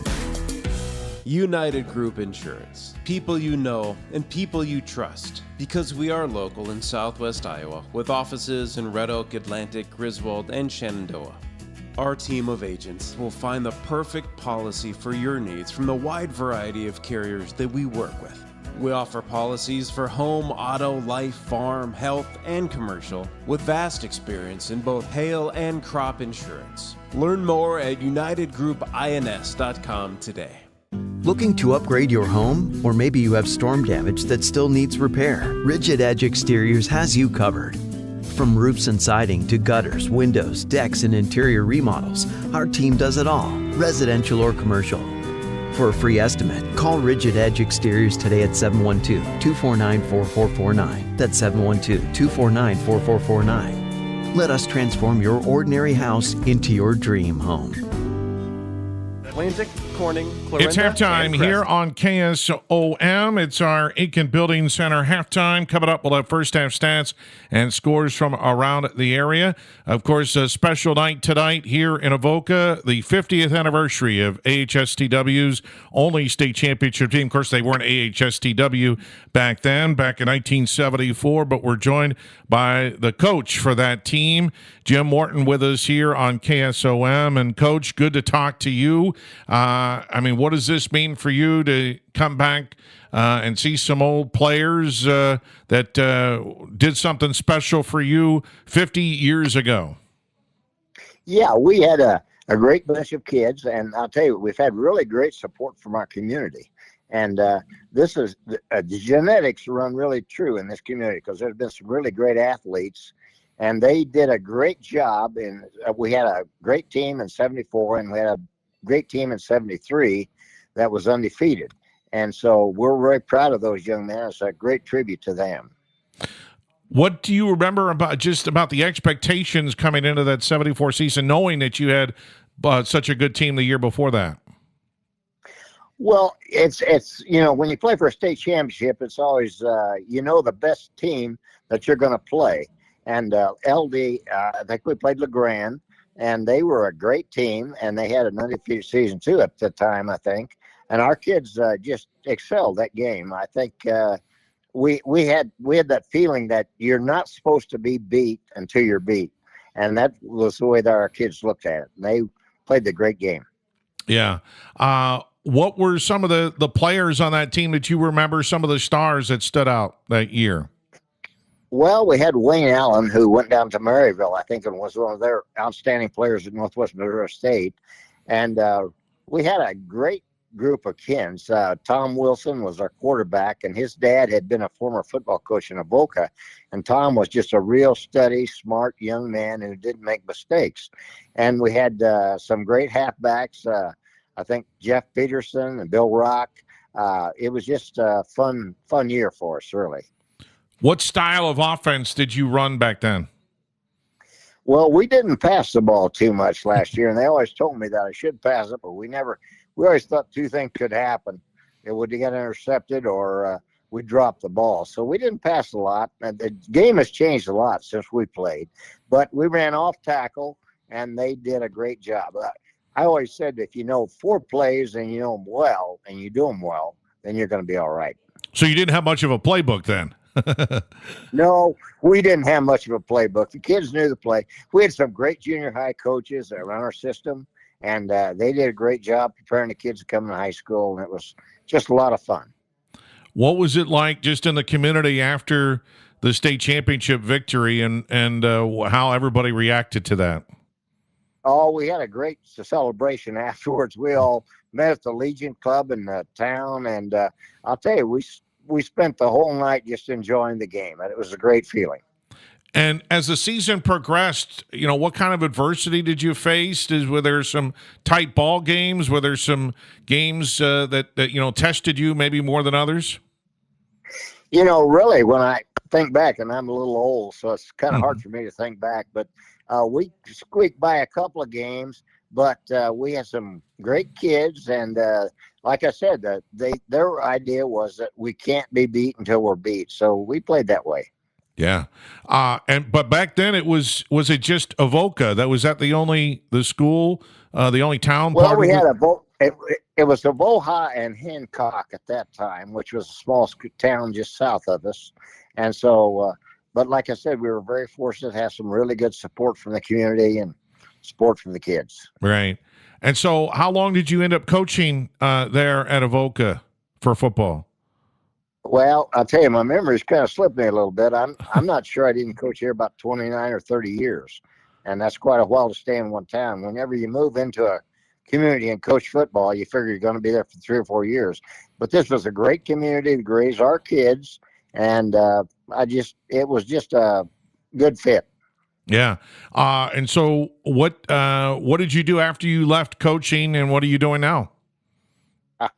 I hate saying I'm playing golf a lot, but I'm pretty lucky to play golf every day. And I just enjoy going down and watching the kids participate now. So you still live in the community there? Yes, we do. Okay, awesome. Just what does it mean to you just to meet some of these kids? Have you stayed in touch with a lot of those kids from that team over the years? Well, the ones here in town I see quite often, and it'll be fun to see the kids that haven't been here for a long time.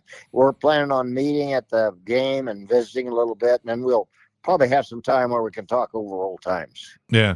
Was that maybe the biggest highlight for your career in coaching to win that state championship in 74?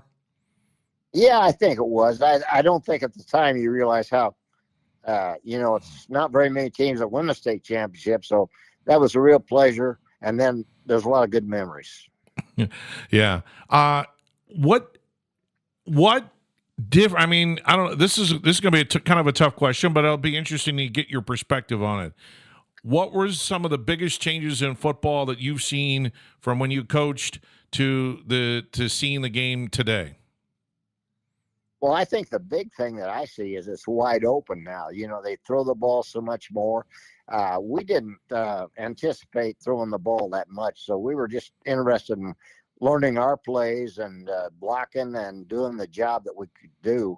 But I think they wide open the game now, and it's more exciting for the fans, I think, and the players. Well, Coach, it's been great visiting with you, and a great moment for you and the community, the school, and your players from 1974 as they come back and remember one of the special moments in Avoca's history, a state championship for the high school. Coach, really appreciate your time and enjoy the festivities this week. Thanks so much. Thank you very much, too. Jim Wharton, he's the head football coach for Avoca High School back in 1974 that won a state championship. It is halftime here on KSOM. Our Aiken Building Center halftime rolls on after this on KSOM. From start to finish, let Aiken Design Center help you with your kitchen or bathroom ideas.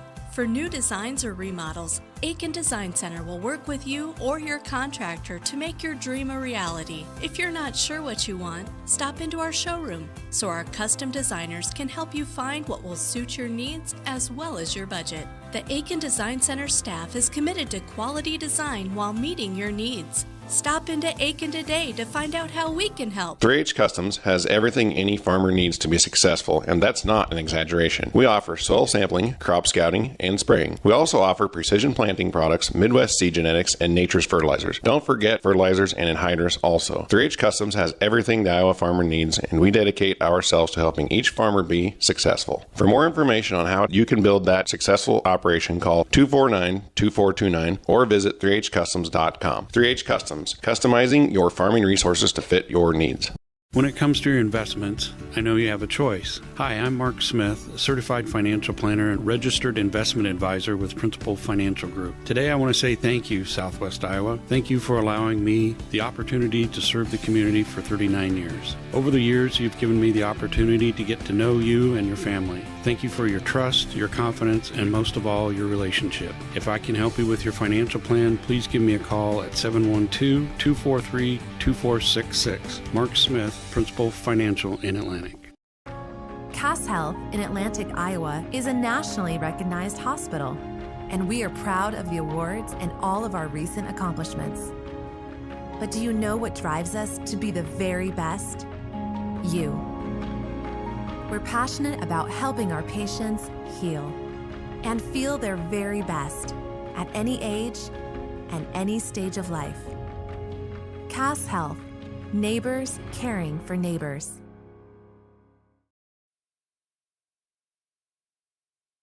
Hopes and dreams. Make them happen with Iowa Western Community College. All on 96.5 KSOM and live video at westerniowatoday.com.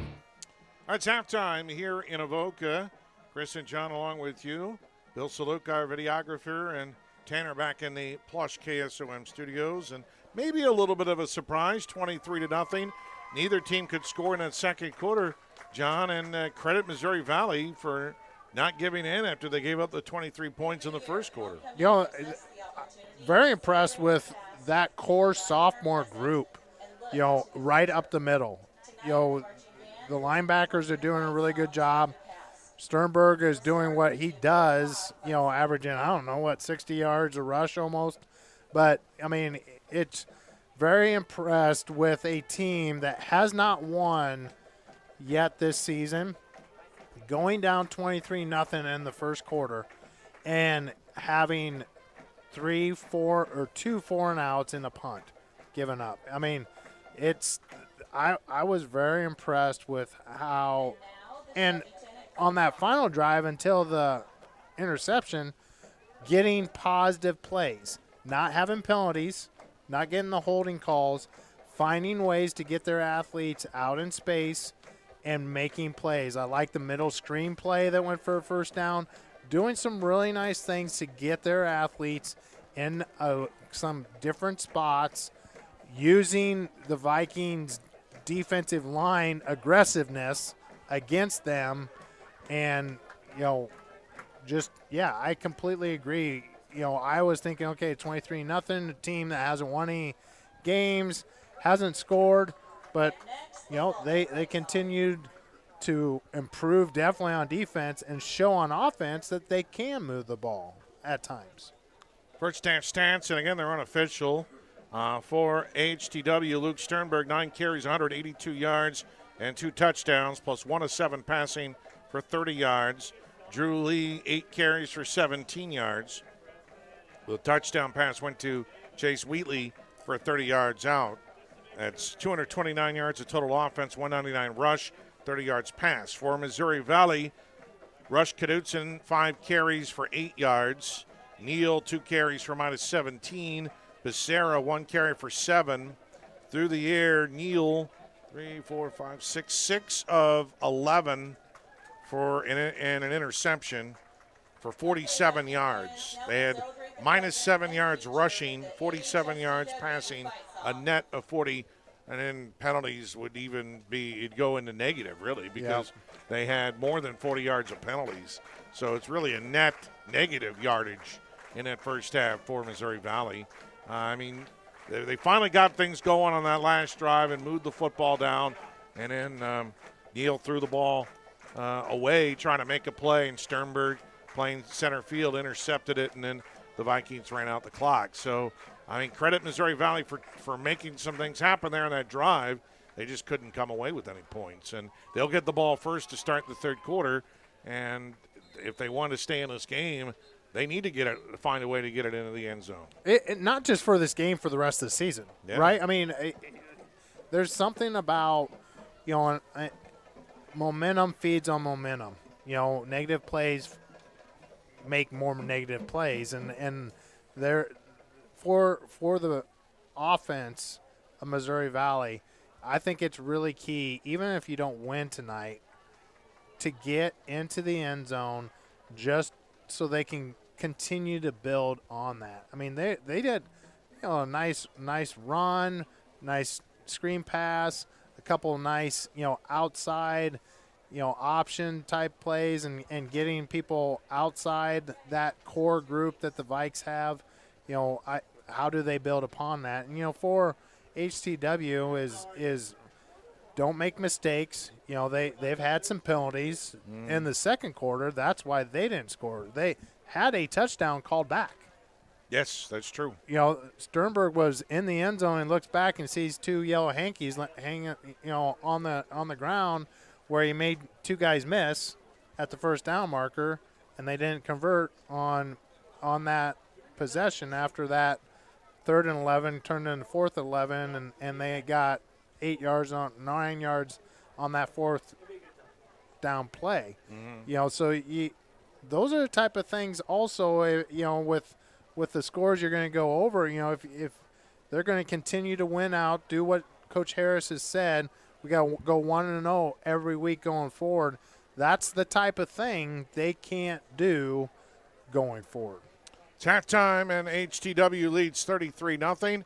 We're back with second half action coming up back in 2 minutes on KSOM.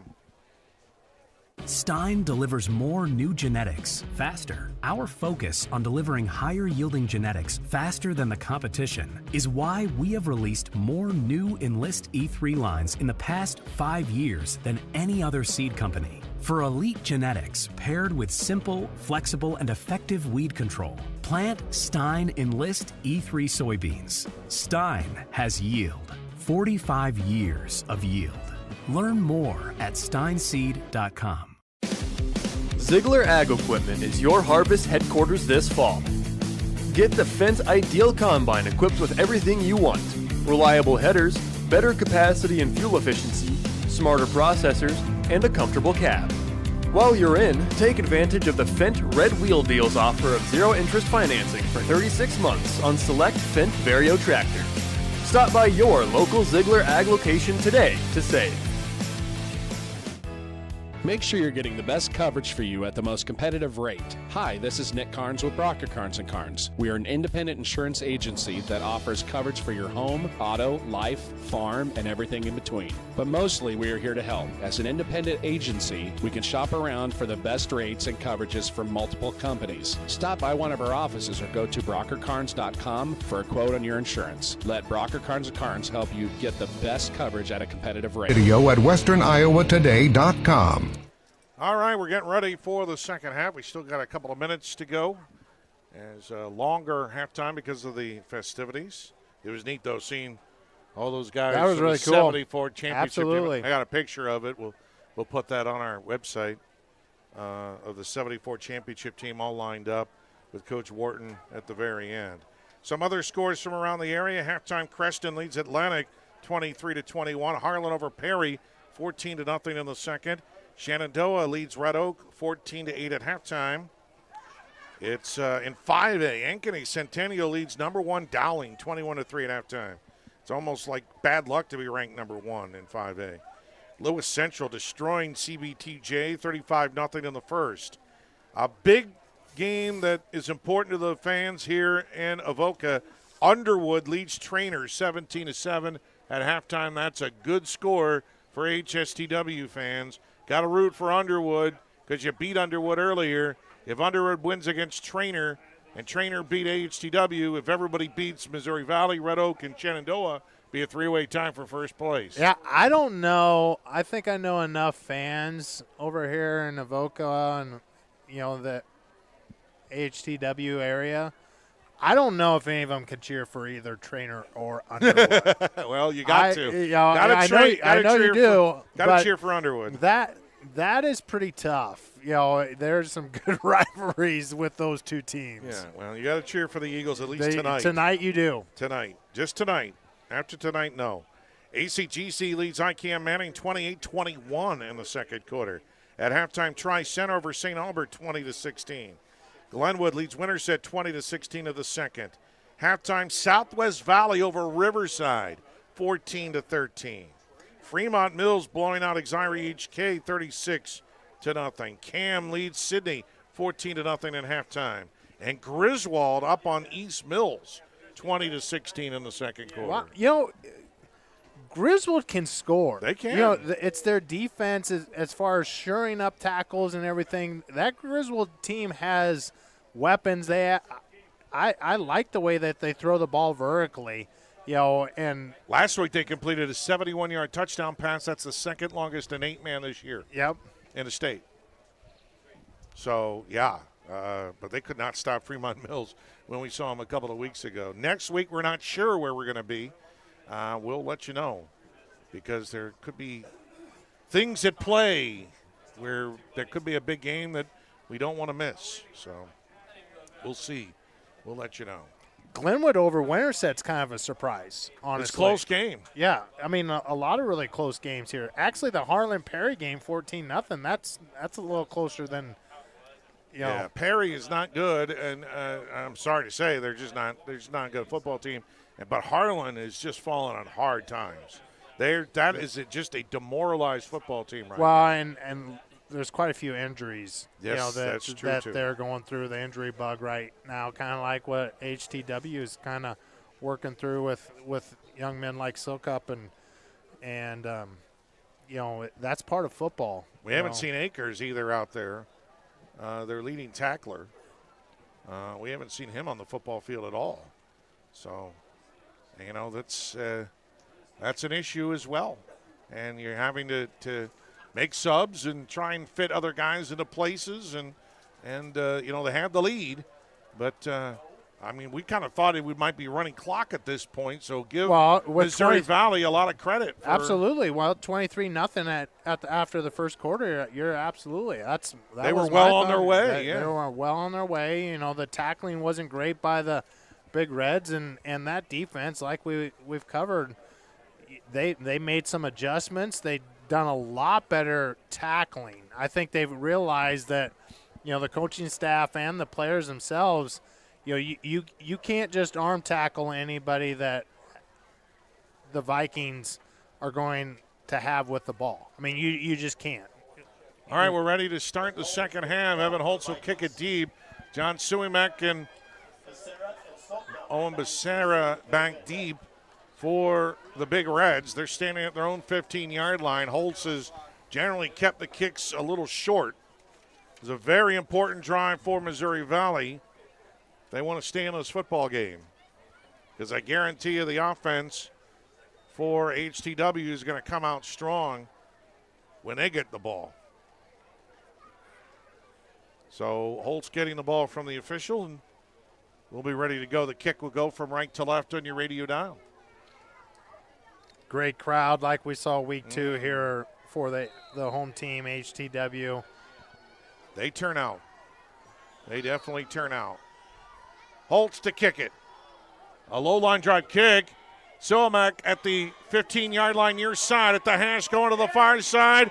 Now he breaks an arm tackle, cuts it up the middle, gets to the 40, dives, 42-yard line. Not a bad return. And great pad level. That's going through 3 different arm tackles of pretty good size defenders for the Vikings, and just like the last drive started, really good field position. Now can they make positive plays on offense? Well, let's see if the Vikings front 4 can take over the game. They've dominated the line of scrimmage so far. First down and 10 for Mo Valley at their own 42-yard line. Handed to Knudsen, runs into a wall and shoved back, and that wall is Mr. Lund. Mr. Lund said, "No soup for you." Yeah, I like Seinfeld too. Knudsen loses 4 yards. Well, I gave him 4 in progress, actually. So that's a pretty favorable spot. That's very favorable spot. I just don't know. I like the screenplay up the middle, but with the strength of the Vikings, I don't think they can go up the middle with that core inside 7 players for the Vikings. That's a terrible spot. He now got nowhere near the line of scrimmage. It's second down and 10.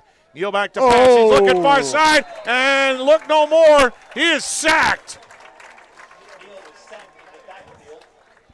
Nowhere to go that time for Neal. It kept looking, and it rushing. It was Osbard. He got to him for a big loss back at the 35-yard line for a loss of 7. Yeah, that's a great play call there.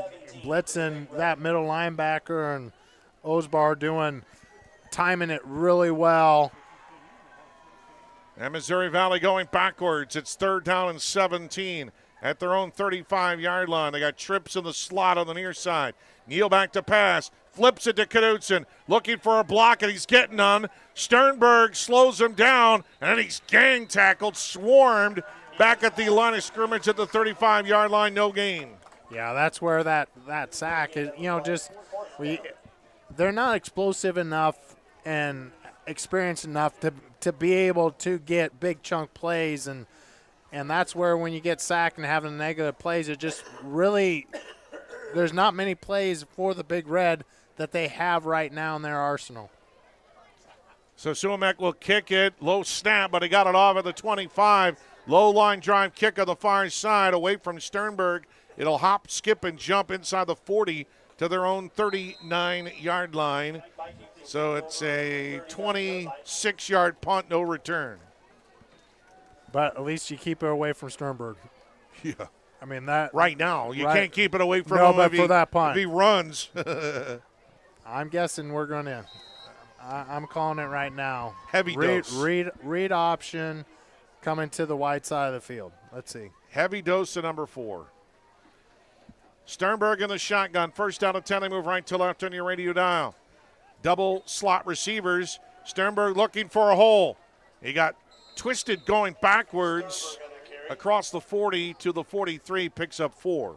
Well, they ran that play, but Big Red did a good job of tackling again. That's the difference. His first touchdown play, there was 4 different Big Red defenders that tried to arm tackle. They're doing a lot better job on somebody that is as talented as number 4. Well, Hanlos and Went are good tacklers. Absolutely, especially for sophomores. Yes, they're very good tacklers. Second down and 6.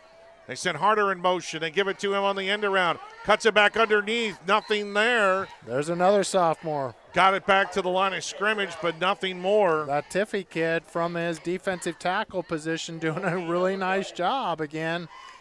Playing both ways and making plays on defense. Yeah, Missouri Valley's offense has a lot of work. They're like the opposite of Griswold. Yep. You need to take Griswold's offense and Missouri Valley's defense, and then you got a complete team. Yep. Of course, Griswold's 8-man, but right. Get the picture. It's a minor technicality. Yeah, minor, very minor technicality. Third and 6 for AHTW. They lead at 23-0 on our C-Pro scoreboard. Sternberg hands it off to Lee between the tackles, trying to shove his way forward. Dives. He's going to be close, but short. He needed, his knee went down, actually. Soltmek. Is that how you say it, right? Suamek. Suamek. Yeah, and Lee's knee went down at the 46. So it's a gain of 4. It'll be 4th down and 2. Well, they're coming out with the punt team. Wow. I'd go punt safe here because where's Sternberg at? He's got to be someplace. Peterson is back to punt. He's not the regular punter, though. Osbar's the regular punter. Peterson is going to kick it with his left foot. It's not a bad punt inside the 30 to the 25, down to the 21-yard line. That's about a 36-yard punt. Not bad at all by Peterson.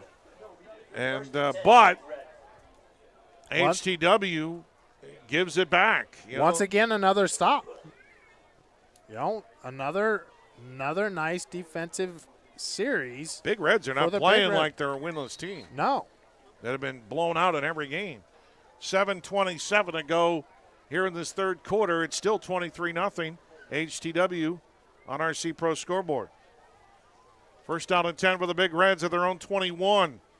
Neal. Oh, it's down on the turf. He picks it back up, scrambles to the near side, stops, now runs, and just got shoved out of bounds inside the 20 at the 18-yard line. That was a big push by Lund. Lund was like, you're not going to go anymore. You're doing a lot of dancing. I'm tired of running. And no more ballet. You're out of here. I'm tired of running. Our streaming tonight from Ridge Edge Exteriors. Transform your ordinary house into your dream home with Rigid Edge Exteriors. Second down and 14 for Missouri Valley, back at their own 18-yard line. And pistol formation with Knudsen behind Neal. Turns, throws far side of Becerra. Wide receiver screen. Breaks one tackle. Stops, nice reverses move. direction. And across the 25 to about the 27-yard line. Well, he got about 9. For the sophomore, not only the catch, but a lot of people, when you're that close to out of bounds, you're like, somebody's right there, I'm live to do another play. He makes that first guy miss, comes back in, and gets 3 more yards to make it now third and very manageable with 3rd and 3, 3rd and 4. But Sarah's a solid football player. Absolutely. They got some players. And he's another sophomore. Yeah. They got the makings of players to build around. Third down and 4 for Missouri Valley at their own 27-yard line. And we got or did they flinch? Yeah, let's see. I think Missouri Valley lined up offsides. Maybe not. Oh, Avoca's moving backwards. Offsides. It's going to be on the Vikings, and that'll be a first down. It was third down and 4, and now there's a Vetter Equipment first down by a penalty. Wow. Well, Harris just lost another hair. First down and 10 for the Big Reds at their own 32-yard line. Back to pass is Neal, running away for his life. Breaks one, trying to break another, and he scrambles down to the far side. Still on his feet is Neal, almost ran to his own guy, then ran into Lund again, and he brings him down at the 29-yard line. Ultimately a loss of 3. And he ran probably 45 yards for that loss of 3. Yeah. You have to hand it to Neal. I mean, he doesn't give up on a play. I mean, he's out there trying to make something happen. I would prefer, if I was a coach, I would prefer him just throw the ball away and have second down 10 instead of second down 12. But he's trying to make a play out there. Second down and 12 for Missouri Valley to move left to right, 2 wides to the far, 2 to the near. Neal back to pass. He's got time this time. He stops going deep. Near sideline, man-to-man coverage, incomplete. Went right to the hands of Sternberg for a potential interception intended for Suamek. Suamek, the intended receiver there, and that was just a heave and hope. Yeah, Jorgensen, once again from his DM position, had some pressure there, but Neal's showing the moxie of, I'm going to stand in there, take the hit, and try to get the ball to my wide receiver. Clock stops with 5:16 to go in the third quarter, and it still remains 23-0 AHTW on our C-Pro scoreboard over Mo Valley. Third down and a long 12. Back to pass is Neal, being pressured. There's a hold right in the middle of the field. Jorgensen was flat out held, and then Neal was just sacked anyway. That's a coverage sack. Because initially, as a quarterback, you think 1,001, 1,002, 1,003. That's, as a DB, you're like, if you can get 3 seconds, especially with this front 4, front 5 that the Vikings have, that's all that they need to get pressure. So that's a great sack, but a lot of it's because what they did on the backside. Well, the right tackle for Missouri Valley just flat out grabbed all of Jorgensen's bear hug. Oh, yeah. He grabbed him and refused to let go. There's a snap over the head of Davis. Suamek, and he falls on it at the 3. Disaster for Missouri Valley. Second time they've had a bad snap on a punt. And that will just drive coaches crazy. Earlier snap went nearly out of the end zone, and Suamek was tackled in the end zone for a safety, and now it'll be first down and goal in the Hoist Distributing red zone for the Vikings at the 3. Sudden change, right from the get-go, and let's see if the Big Red can still hold them out. Well, Sternberg will be in the pistol with Drew Lee behind him on first down and goal from the 3-yard line. Sternberg's going to hand it to Lee, and Lee just runs his way off of right guard and into the end zone for the touchdown. That was just too easy. Yep, great job on the right side of that offensive line for the Vikings, doing a really good job. Block out, defensive end, block out with that inside linebacker. Center goes up to the other inside linebacker in a great lane for the touchdown. Holtz will attempt the extra point for Avoca in honor of the 1974 state championship team. High snap, but the hold good. The kick, low line drive, it is good. 4:42 to play in the third quarter, and it's now 30-0. HTW on top. We're back in a minute on KSOM. Stein delivers more new genetics faster. Our focus on delivering higher yielding genetics faster than the competition is why we have released more new Enlist E3 lines in the past 5 years than any other seed company. For elite genetics paired with simple, flexible, and effective weed control, plant Stein Enlist E3 soybeans. Stein has yield. 45 years of yield. Learn more at steinseed.com. Ziegler Ag Equipment is your harvest headquarters this fall. Get the Fence Ideal Combine equipped with everything you want. Reliable headers, better capacity and fuel efficiency, smarter processors, and a comfortable cab. While you're in, take advantage of the Fendt Red Wheel Deals offer of zero-interest financing for 36 months on select Fendt Vario tractors. Stop by your local Ziegler Ag location today to save.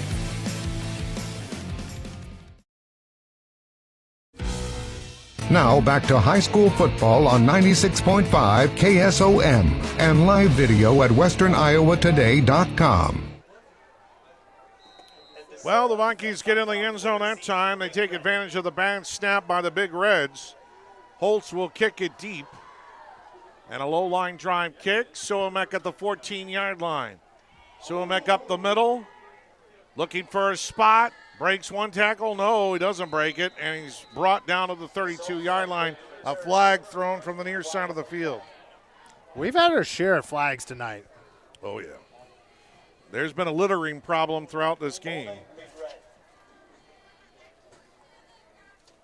And they call a holding call on Missouri Valley. Really, that was the story from Missouri Valley early on in the first quarter. Every time they had the ball, there was a holding call or something that would set them backwards. And now this is about the third time we've seen a holding call on a kickoff return. I guess the only good thing about that holding call is it's still 1st and 10. You're not 1st and 20. True. I don't think there's anything good about a holding call. No, there's nothing good. About 4.5 minutes to go in the third quarter. And Neal again in the pistol formation with Knutson behind him on 1st down and 10, and somebody moved. I think it's false start there. So move them back another 5 yards. No, offsides. My bad. Only called offsides on the Vikings. Tonight's game is brought to you in part by Rancho Grande, authentic Mexican food on West 7th Street in Atlantic. By Hummel Insurance, service the difference with Hummel. By Nita Supply Center, your home enhancement store. We are here to help. By Stein Seed. Stein has yield. Contact Aaron Petty, your local Stein rep. By Principal Financial Group with agent Mark Smith. And this time they give it off to Knutson, and he runs on the far side and gets some room along the sidelines. He's close. He gets the 1st down. A Veteran Equipment 1st down run by Knutson on 1st and 5. Well, it wouldn't be 10, so it'll be a gain of 5. Yep, gain of 5. Kind of what his season average is, 4.6. But once again, just like we saw at the end of the first half, really good pad level from Knutson there and getting a much-needed 1st down for the Big Red. At their own 34-yard line, Neal again in the pistol formation with Knutson behind him. Turns and hands it to Knutson again. This time coming near side. Cuts it back up the middle. Powers still on his feet. Out of the open of the 40. 30. Foot race. 20. He's gone. Touchdown. No flags. Knutson goes all the way for the touchdown. It's going to be 66 yards. Knutson, I don't know if you noticed it, Chris. He had the ball in his left hand running to the right, waited for the offensive lineman, and as those offensive linemen got to the next level to the linebackers, switched it to the right, then had a nice stiff arm. If he kept the ball in his left, he can't use that stiff arm there. Great job by the senior getting a much-needed touchdown for the Big Red. Well, they've only made one extra point all year long. They've only scored 4 touchdowns all year long. We'll make it 5 on Knutson's 66-yard touchdown. They're going to go for 2, a fake. Becerra rolls to the near side. He throws, and it is incomplete. 3:57 to go in the third quarter. And your score is AHSTW leads on a C-Pro scoreboard 30-6. We're back in a minute on KSOM. Did you know that Mexican food is considered to be healthy? What? How do you figure? Almost every dish has vegetables. Salsa, all vegetables. Guacamole, avocados, and corn tortillas. They're naturally gluten-free. Okay, I get it. Tacos, lettuce and tomato. So Rancho Grande for dinner? Race it to the car. Add more vegetables to your diet at Rancho Grande in Atlantic, and then you can indulge in a guilt-free margarita, imported beer, or dessert. Choose a healthier option at Rancho Grande. Open 7 days a week. Got a leak? A clog? Or maybe it's time for a brand new bathroom. Furnace or AC needs some attention? Or are you interested in floor heating? Call Fikes Plumbing and Services. Your trusted local experts in so many areas is now serving the Greenfield and Atlantic areas. From quick fixes to major renovations, Fikes Plumbing and Services has you covered with fast, friendly, and reliable service. With 30 years of service, Fikes licensed professionals tackle every job with care, ensuring your home stays comfortable and safe. Don't wait. Call Fikes Plumbing and Services today for your HVAC, plumbing, sewer, and septic needs. 243-2850. Now back to high school football on 96.5 KSOM and live video at westerniowatoday.com. Well, Rush Knudsen certainly rushed his way on that play as he rambled, runned, and went 66 yards for a touchdown for just the 5th score of the season for Missouri Valley. And now they will kick it off.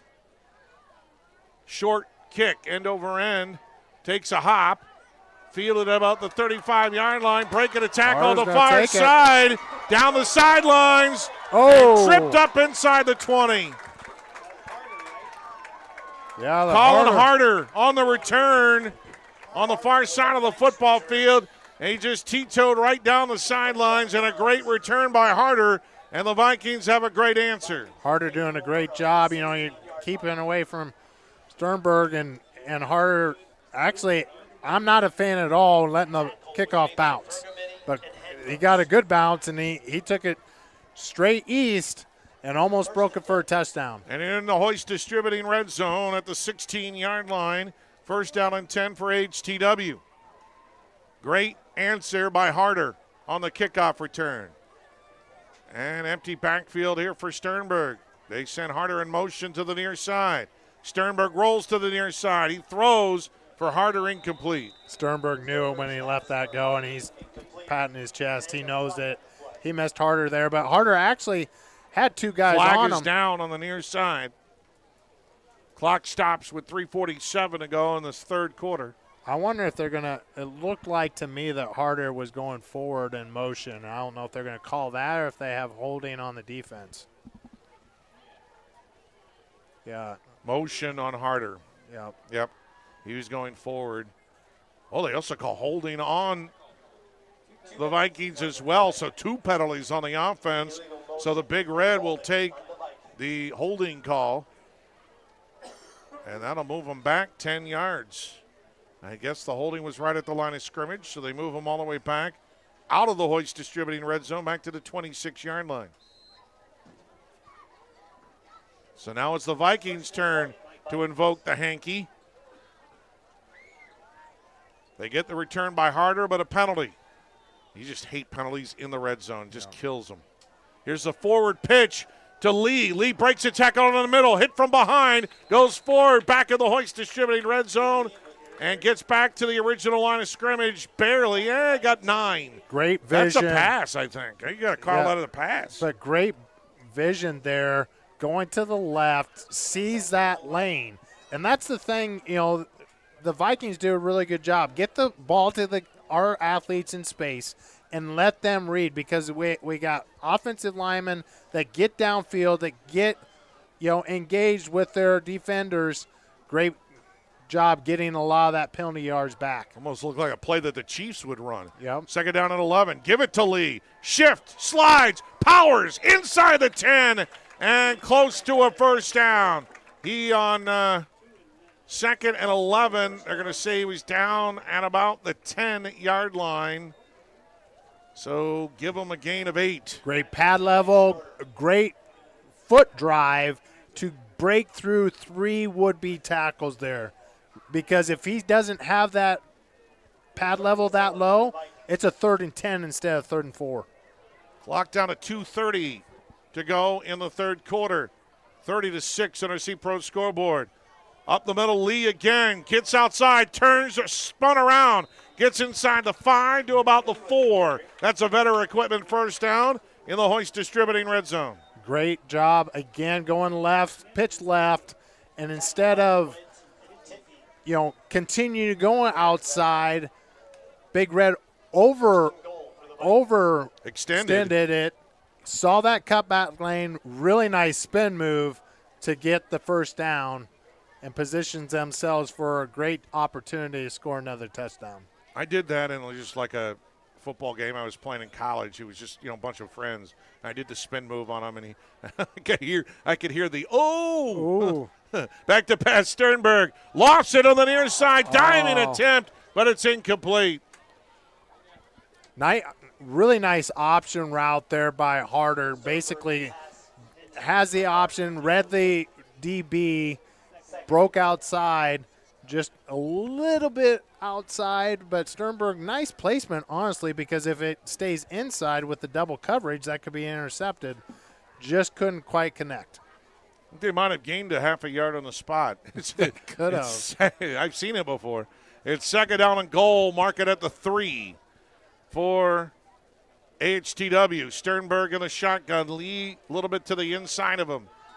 Sternberg going to hand. No, he's going to keep it himself. Twist got turned around. I don't think he got in. He no didn't signal. Get in. No. He got down to maybe the 1.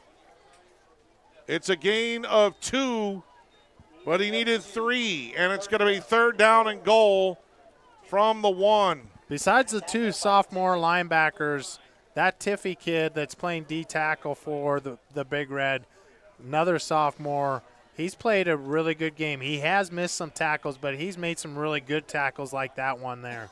Third down and goal from the 1. Sternberg in a shotgun. He gives it off to Lee, and Lee waltzes his way into the end zone. Everybody gearing up for number 4. Give it to number 5. Drew Lee, his second touchdown run of the night. Once again, read, accelerate. Let those offensive linemen engage, see that crease, explode through for the touchdown. So Missouri Valley gets the big run by Knudsen, 66 yards, but then a great punt return by Harder sets up Drew Lee for a 1-yard touchdown, and Holtz to attempt the extra point. And he pooches it up, and good. 1:07 to play in this third quarter. HTW leads 37-6. Back in a minute on KSOM.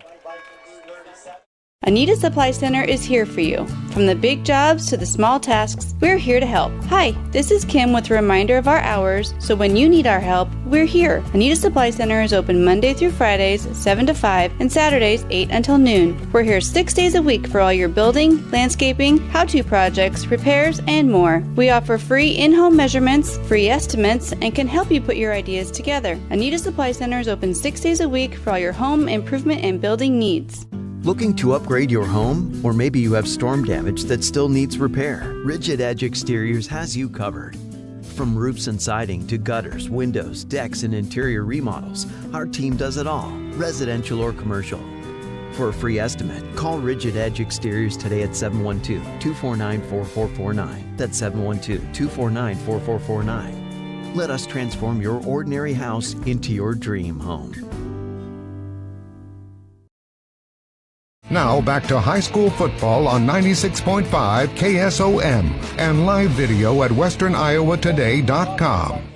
So unofficially, Luke Sternberg, 11 carries, 188. He's closing in on 1,000 for the season. Drew Lee, 13 carries, 39 yards, and 2 touchdowns. Sternberg has touchdown runs of 42 and 63, and a 30-yard touchdown pass, and an interception, and a partridge in a pear tree. Holtz to boot it, and it's a squibber.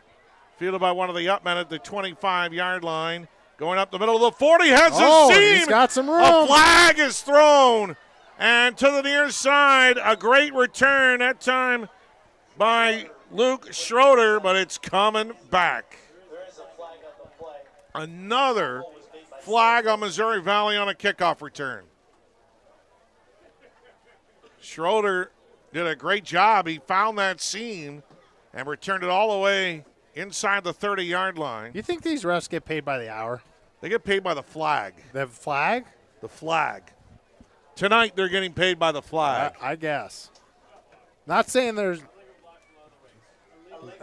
legal. I'm not saying that all the. It's like in the olden days when Wyatt Earp got paid by the arrest. There you go. Yeah, the officials get paid by the flag. At least tonight it seems that way. They're going to make a fortune if they are. I mean, I'm of course joking. They do not get paid by the flag. No, they don't. And God bless them because they're doing a great job and very few people will step up to do it. Well, it's Mo Valley's fault. I mean, they've been absolutely. Seemed like every kickoff return they've been flagged just about. So they start at their own 30-yard line. Just under a minute to go in the third quarter. And Neal will turn and hand it off to Knudsen. Hit behind the line, strung out on the far side. Looking to power his way for some yardage. He might have squeezed out one. Yeah, great job by that front four we talked about a lot for the Vikings. Their front four on the defense, just creating chaos. Getting upfield, even though it's a gain of one. Knudsen had to make three guys miss just to fall ahead for first or for just a 1 yard gain. They send Daxton Myler in motion, and you just got to ignore that motion.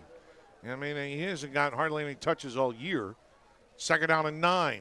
Send another man in motion to the near side, Myler.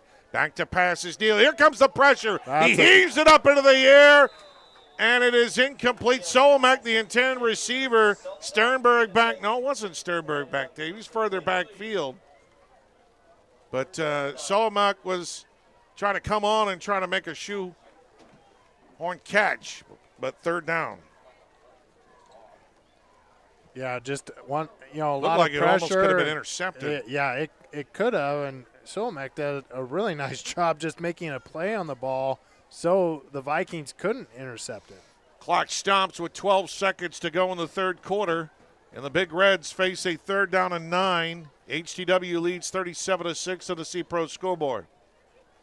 Neal, and we got flags again everywhere. We're going to get either a motion or a false start or something, but they weren't in sync at all on that one. And this is the problem with Missouri Valley. I did not keep track of penalties, but, I can't add that high. I mean, it is. You see this in the first game of the year, but Missouri Valley is just shooting themselves. They don't have any foot left. Feet left. Feet left, yeah. Feet. 1 foot, 2 foot, none of them left. It's third down and 14 for Missouri Valley, back at their own 26-yard line. Send Becerra in motion to the far side. Left to right, back to pass. Neal under pressure again, and this time it goes down, back at the 20-yard line. Nowhere to go for Neal. Scheffler on the sack. And he's hurt. Yeah. Neal is struggling. No, or is that? No, that's not Neal. I'm sorry. It's an offensive lineman. I'm wondering, with that knee brace, looks like it may be. Yeah, I cannot tell. So we don't want to speculate. So we'll let them attend to. We'll try and get a number for you. Timeout is called. That is actually the end of the third quarter. So an injury timeout as well. But the end of the third quarter is your score. C-Pro scoreboard. HTW leads 37-6. And we're back in 2 minutes on KSOM. What's it mean to be in good hands? It means you get an expert agent who's in it for the long haul. We'll get to know you and be there for you as your coverage needs change. I'm Craig Hummel at Hummel Insurance Services, and we work with Allstate Insurance. Let us help you choose the right amount of protection to meet your needs and see for yourself what it means to be in good hands. Call Hummel Insurance Services or stop in anytime. 3H Customs has everything any farmer needs to be successful, and that's not an exaggeration. We offer soil sampling, crop scouting, and spraying. We also offer precision planting products, Midwest seed genetics, and nature's fertilizers. Don't forget fertilizers and anhydrous also. 3H Customs has everything the Iowa farmer needs, and we dedicate ourselves to helping each farmer be successful. For more information on how you can build that successful operation, call 249-2429 or visit 3hcustoms.com. 3H Customs, customizing your farming resources to fit your needs. Introducing HeadSight from Precision Planting. HeadSight automatic header control is accurate and versatile, giving you the ability to focus on other details that matter. With automatic header height and tilt control, you can maximize your harvest with minimum stress. Let HeadSight do the calculating and adjusting for you. Contact your local precision dealer for more details. Hoist Distributing in Audubon, 712-563-3030. When it comes to your investments, I know you have a choice. Hi, I'm Mark Smith, a certified financial planner and registered investment advisor with Principal Financial Group. Today, I want to say thank you, Southwest Iowa. Thank you for allowing me the opportunity to serve the community for 39 years. Over the years, you've given me the opportunity to get to know you and your family. Thank you for your trust, your confidence, and most of all, your relationship. If I can help you with your financial plan, please give me a call at 712-243-2466. Mark Smith, Principal Financial in Atlantic. 45 years of yield. Learn more at steinseed.com. Now back to high school football on 96.5 KSOM and live video at westerniowatoday.com. Well, the injured player for Missouri Valley is Carter Tiffy, and he's initially the officials waved over near where the ambulance was, which it wasn't a good sign at first, but then he sat up, and now he's standing up, but they're still attending to him, and now he's literally walking. I don't know what well, then he got turned around, and now he's walking off the field under his own power. Are you kidding me? And he sticks his helmet up into the air. Like, I'm fine. Just took a little nap there. Man, that's a tough kid. That is a tough kid. That is a real tough kid. I mean, he was down for a long time, just lying flat on his back. And when the officials waved over, I thought it maybe the stretcher or something like that. They were thinking, oof. That's good to see. Yeah. I mean, he's walking. He goes from maybe calling a stretcher to walking off the field under his own power. That's pretty incredible. All right, we start the fourth quarter, 37-6 on our C-Pro scoreboard, and it is 4th down and 20 for Missouri Valley, and they got to punt it away. And Somak straight up into the air, hops at the 34, and down at the 37-yard line. So that's a 17-yard punt. And Avoca, AHTW, or Avoca is what they called him back in 1974. Will start in excellent field position at the Mauve Valley 37. Of course, that 74 championship team, they only had 2 rounds back then, so not everybody got into the playoffs like half the class does today. Play action. Sternberg wants to go deep. Instead, jump, throw. Osbar with the catch inside the 30. Dives to about the 27-yard line. He's close to a first down. But back in 74, the Vikings beat Sway City in the semifinals 14-6 and then topped LDF LeGrand 21-6 in the championship game. They had gone undefeated the previous season when we talked to the guys, Bill Rock and Charlie Petit, but they didn't have enough points to get into the playoffs. So, controversy even back then. First down and 10, a veteran equipment first down for the Vikings. Down to the 26-yard line. Give it to Lee. Ran into his own guy and a big red player and shoved the pile forward for a gain of 1. Well, I heard that collision up here. Yeah, Luke Schroeder came in there from strong safety position and caused some havoc in the backfield, and nice job of cleaning it up for just a half-yard gain. The funny thing is I found out later, after I interviewed Coach Wharton, which we had at halftime, which we'll get on our website, is that he actually had a chance to fly to LeGrand to scout out that team before the state championship game. Second down and 9. Sternberg throws it far side. It's too high, incomplete. Third down and 9. He actually flew in an old Piper Club airplane. Really? Yeah, you got to Google that, what a Piper Club airplane is. Kind of like you can only fit about 2 or 3 guys. Right. In a Piper Club airplane. And he flew to scout out that team in LeGrand, which is, near Marshalltown. Yeah. I don't think today you get coaches that fly to scout out another team, but somebody must have had a plane that he could use. Third down and 9. Hand it off to Lee. Has the same ball just popped up into the air. fumble. Missouri Valley saying they have got it. They came up with it. And they do. So a turnover, first turnover for the Vikings, one turnover apiece as Lee trying to make a play on 3rd and long, and the ball just bloop, right up into the air, and the Big Reds fall on it at their own 20-yard line. I believe Aiden Vergamami. I'll let you have that one. You're a lot better with names than I am. I gotta look number at six. Number 6. Aiden Vergamini. Aiden Vergamini. All right, there we go. Aiden Vergamini with the recovery. I want to eat a plate of pasta after saying that name. But a big recovery for Missouri Valley, and they have it at their own 20-yard line early here in the fourth quarter, 10-16 to play. But it's still Avoca with the lead, 37-6. Delay of game. Wow. And another big mistake on the Big Reds. Yeah, and that's part of, the excitement and the youth and everything, but you just can't have those type of penalties and have winning football. Yeah, again, we should have kept track of penalties tonight.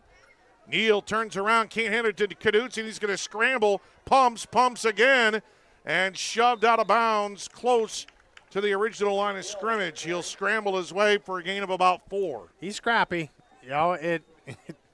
He's made some positive plays. He's made some bad decisions, but the kid has not given up all night. I mean, he's looking downfield. He's trying to extend plays. He's trying to make positive plays. It's just the penalties have been way too much to overcome. Oh, it's just been killer. Second down and 11 for the Big Reds at their own 21-yard line. Neal turns, Knudsen not there, trying to get away from Lee, scrambles, he pumps, finally he throws, a flag is down, and it's incomplete. What maybe a holding call in the middle of all that? I'm guessing, the way he's kicking it up, that's Drew Lee was going after him from the defensive backfield, and Neal was just doing everything he could to trying to evade would-be sackers by the Vikings. And no signal yet on the flag, but it's going to be a hold. Yeah. Well, what do you do? I mean, it's going to be – I think you got to move them back. Tonight's game is brought to you in part by Ziegler, top-notch agriculture and construction equipment in Atlantic, by Iowa Western Community College in Atlantic, BU at Iowa Western, by Fikes Plumbing and Services, HVAC Plumbing, Sewer, and Septic. Fikes now serving the Greenfield and Atlantic areas. All right, so it's second down and longer. Second down and maybe a country mile. Back at their own 10. They need to get across the 30. And we got movement. This time it's going to be offsides on the Vikings, I think. Unless he was drawn. No, they're going to call a false start. I do not. Sandboothie was across, but. And that's, that. Well, they call false start. They called a false start. Man, I don't think I've ever seen a team with this many penalties tonight. I mean, it's crazy. Second and 25. Second down, and they got to get back to Missouri Valley for the first down. Neal out of the end zone, scrambling to the far side. He throws, and it's incomplete. Neal throws incomplete. Yeah, going to Missouri, that's a drive. Yeah. But, the funny thing is that both of these towns, Missouri Valley and Avoca, famous for a convenience store, because once you get past Missouri Valley, if you take the interstate to 80, your first stop for a convenience store is Avoca. And once you drive past Avoca and you're going north on I-29, your first stop for any convenience and food is Mo Valley. Yep. Because I've made that drive tons of times when I lived in Sioux City. Third down and a long way for Missouri Valley. Clock stops with 9:54 to go in the ball game. And Neal just heaves it up into the air, incomplete. No, it's going to be intercepted by Sternberg at the 30. Fumble at the 20, Recovered by Missouri Valley, I believe. It's one of the biggest gains they've had besides the touchdown play all night. Sternberg with the interception, and then it's recovered by Missouri Valley's Hunter Cox. So that's an exchange of possessions, I believe, and that's going to give the Big Red a first down. That's the only way you could pick up a first down on 3rd down and 25 is throw an interception and get a fumble. Get a fumble back. And you're back to the original. You're back to 10 yards behind where the original line of scrimmage was in your previous possession. So Missouri Valley is going to get it back at the own 17. Do we have a timeout? Yeah, we have an injured player. Oh, we do have an injured player on the near side, and it is a Missouri Valley player.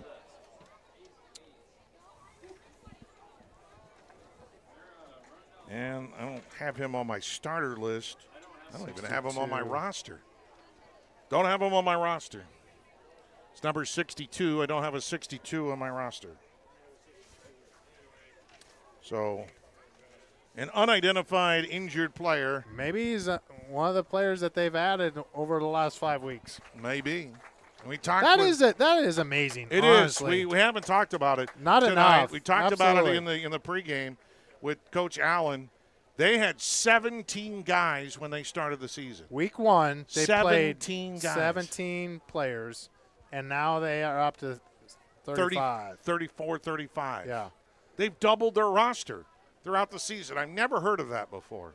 I've heard of going the other way. Absolutely. I've heard of subtracting numbers, but I've never heard of a team gaining numbers that much. I've heard of 11-man teams almost barely having enough players to field a team at the end of the season. Neal back to pass. He scrambles. He's almost crunched. He throws it over his head. It's intercepted. Harder is going to be dragged down. The flags are thrown. Collar. Yeah, it's going to be a horse collar. Everything you want. They did everything they could to keep Harder out of the end zone. That was a prayer by Neal. It fell into the hands of Colin Harder, and he returned it to about the 2-yard line on the far side. We talked about it just the last possession. Neal is playing hard, but you just can't do that. You need to get rid of the ball. Or eat it. Exactly. And there's a lot of glory that goes with the quarterback, and there's a lot of criticism, and on those type of plays, you just can't do that. But great play by Harder. Also, Well, he's in the right place at the right time. place at the right time. And you can't teach that. I mean, players are going to have a nose for the football, and Harder had it that time. They go half the distance to the goal on the horse collar tackle, so really didn't get much on the penalty. But it's first down and goal in the Hoist Distributing red zone at the 1 for HTW. Sternberg in the pistol with Lee behind him. And he hands it off to Drew Lee, and he gets into the end zone for the touchdown. His 3rd of the game. So Drew Lee, 3 touchdown runs. Sternberg, 2 touchdown runs. A touchdown pass. And now we have reached running clock. Holtz will attempt the extra point for the Vikings.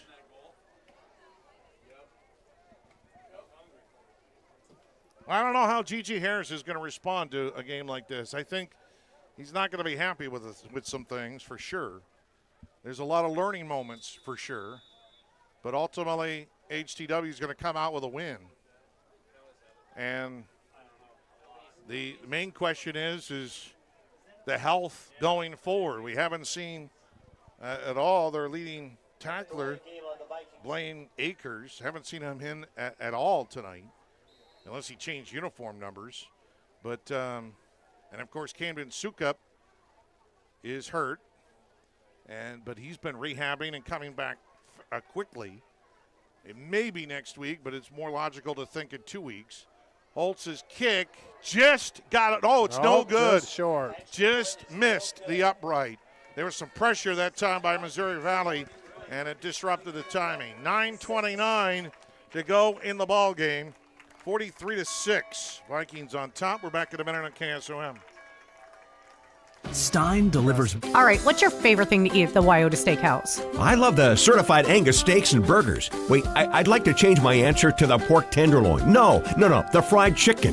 Okay, it's the all-you-can-eat fish on Friday night. But then there's that macaroni and cheese. Okay, the final answer is the mac and cheese. Sorry, Grandma, it's the best. So bring the family and bring your friends to a tradition of great eating at the Wyoda Steakhouse. Open 5 to 10 Tuesday through Saturday, or give them a carryout call at 712-783-9232. Make sure you're getting the best coverage for you at the most competitive rate. Hi, this is Nick Carnes with Avoca Carnes & Carnes. We are an independent insurance agency that offers coverage for your home, auto, life, farm, and everything in between. But mostly we are here to help. As an independent agency, we can shop around for the best rates and coverages from multiple companies. Stop by one of our offices or go to BrockerCarnes.com for a quote on your insurance. Let Brocker Carnes & Carnes help you get the best coverage at a competitive rate. Atlantic. Now back to high school football on 96.5 KSOM and live video at westerniowatoday.com. Well, bad news for Atlantic fans as the Trojans fall to Creston. What'd you have for the final? 30-28. 30-28. Creston defeats the Trojans. And a kick going to Missouri Valley. And it'll be returned across the 35-yard line by Becerra. Well, suddenly 3A District 6 is a crowded field. Creston, they've beaten Harlan and Atlantic back-to-back weeks. They got Knoxville next week. Then at Nevada in week number 8, and then host Perry after that. So that Nevada game will be huge. Of course, Atlantic are not out of it, but they still have Harlan and Nevada left after they got Perry next week. So Harlan seems to be on the outside looking in, although they should beat Perry tonight. But I don't know. I have no idea how that district's going to sort itself out. Yeah, the next 3 weeks could be really, really interesting in that district. All right, so Neal, he's going to get the end around of Suamac on the near side. Suamac looking for room. He runs around in a circle, gets across the 40 to the 42-yard line. So he'll get about 4. Like play call, though, something different. You know, that's the other thing. As offenses in whole, I like motion because you have to rotate and change things. But with a young team, you almost wonder that's where some of the penalties are happening because people are on the move with the holding calls and such. But a nice 5-yard gain puts them ahead of the sticks for 2nd and 5. We're nearing the 8-minute mark. 43-6. And there's a bad snap over the head of Neal. He picks it up at the 20, and he just heaves it to the far side, and it's caught. Oh, is he staying bounds? He stays in bounds. Out of bounds. He was out of bounds, but he was tippy-toeing along the sidelines. Suamac on the far side. And there's, of course, a flag down. Why not? So Suamac made a great catch. Suamac made a great catch on a bad snap by Neal to just get the ball away, and the flag is called against AHSTW. I didn't see the signal. What did they call? Well, it's got to be maybe a late hit. And they're going to call it at the end of the play. So the play is going to stand. I think it might be roughing the passer. Yeah, it's got to be roughing the passer or unsportsmanlike conduct. So they marked it the 45-yard line. So that was about a 23-yard pass completion. There may be a little smack talking that took place, possibly. Maybe. And then a 15-yard penalty on top of that. And suddenly the Big Reds have a first down, a Vetter Equipment first down to the 30-yard line. Hand it off to Knudsen. Breaks a tackle from behind. Scampers to the near side. Stops again. Breaks another tackle. And finally, after reversing direction 10 million times, goes down for a gain of 3. Went hash to hash, back to the middle of the field for a 3.5-yard gain. Yeah. Yeah, But he ran about 30 yards for 3. to his credit, the ball was always on the outside arm. As a running back, yeah, ball was always on the outside arm. Well, he's been taught that. He's been taught well. Absolutely. And you remember his long touchdown run when he exchanged Yes, arms he did. to keep it away from any would-be tacklers or guys who wanted to draw a fumble. 2nd down and 7 for the Big Reds at the 27-yard line. Turned, nobody there. Neal's going to throw it. There's a wobbler. And jumping up, Lee had a chance at the interception, but it's incomplete. Becerra, the intended receiver. You just wonder because Sudamek and Becerra both run posts, deep posts, and are together with that pass. So I highly doubt that's how they had it drawn up. I don't know if they need to go both verticals and just got, had out the Vikings had a good job with outside leverage and forced them in, but you usually don't want to see two guys in the same vicinity 25 yards down the field. 3rd down and 7. Handoff up the middle, and Knudsen will power his way to about the 20. No, that wasn't Knudsen. That was they gave it to the fullback. Yeah, number 6, I think. Yeah, that's the first carry for their fullback that time. That's a new guy in there. That's Vergamini. Vergamini on the carry, and Vergamini got, I don't know, maybe a yard. You're going to be talking about pasta now the whole way home, aren't you? No. I wasn't until you just brought it up again, made me think about it. Now I want to stop at an Olive Garden, but there's no one nearby. It's 4th down and 5. They'll go for it. Play action. Neal scrambles up the middle. Another Dukes flag dodge. Another flag. He has the first down, but I think it's coming back. And the flag is all the way in the backfield, back at the 30-yard line. It was well away from the play. Of course, you got to have another flag. Wouldn't be right for tonight. We should have kept track of flags. Oh, my gosh. I don't think I've ever seen more penalties in my lifetime. So they're going to move him back 10 yards from the spot of the foul, which is the 30. No, they say the flag went down to the 25. So they'll mark him back at the 35-yard line.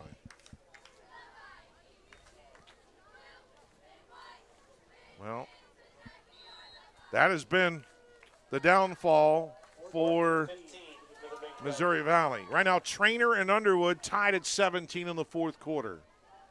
And again, Viking fans are rooting for Underwood. Back to pass on 4th down and 14.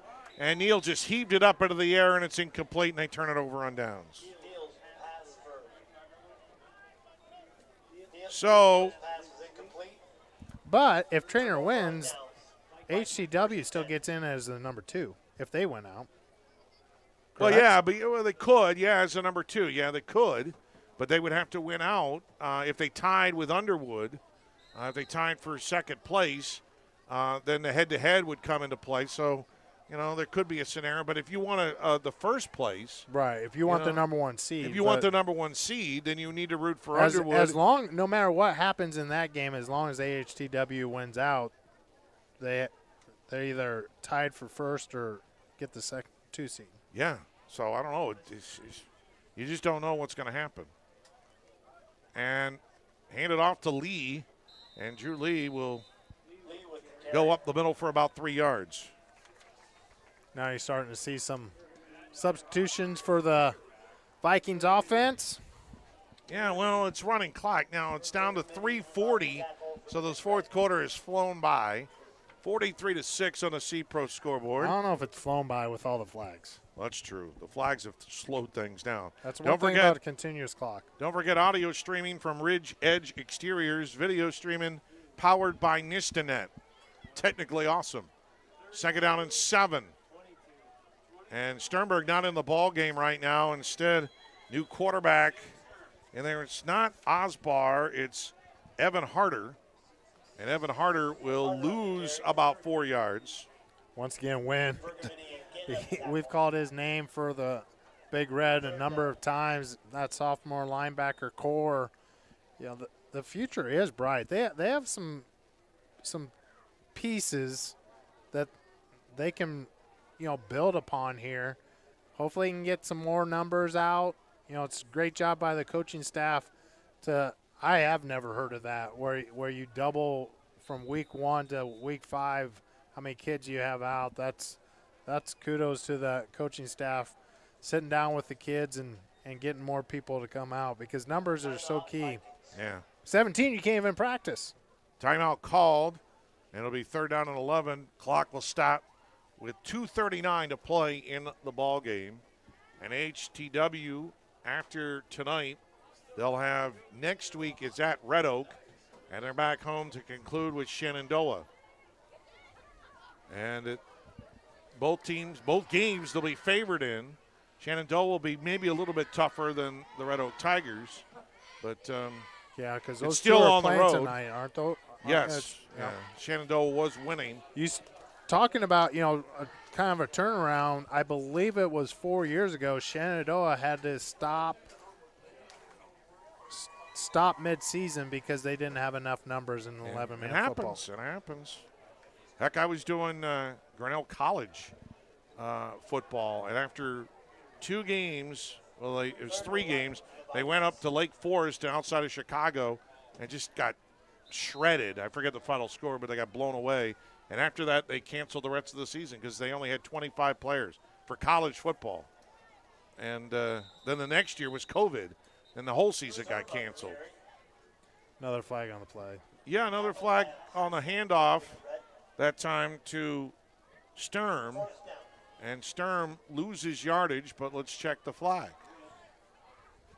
We're close enough to the clock operators. You think we can, even with the flag, just tell them the rules change after 9:30 p.m.? No. Don't interfere. Don't interfere? Don't interfere. Okay. We don't want to mess with clock operators. I had a clock operator at Wellman Mid-Prairie doing a game there, and he cursed me out for being too loud. Cursed me out in the press box in front of everybody. Yeah, that was awkward.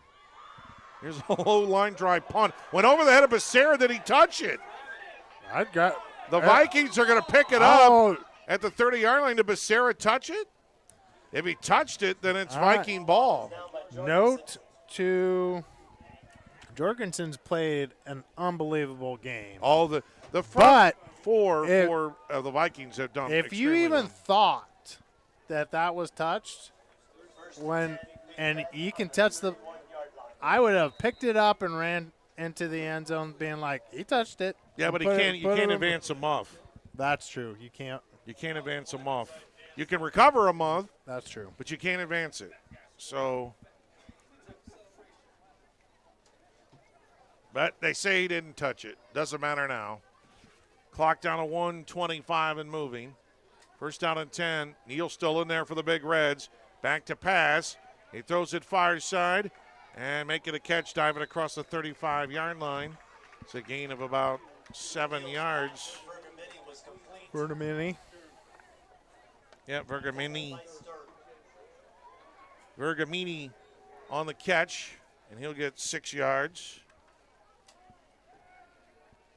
Now Neal on 2nd down and 3 is going to heave it deep. And, of course, we're going to pass interference call. Just threw it all the way on the far side of the football field, and it was way overthrown, but a collision out there instituted by the Vikings.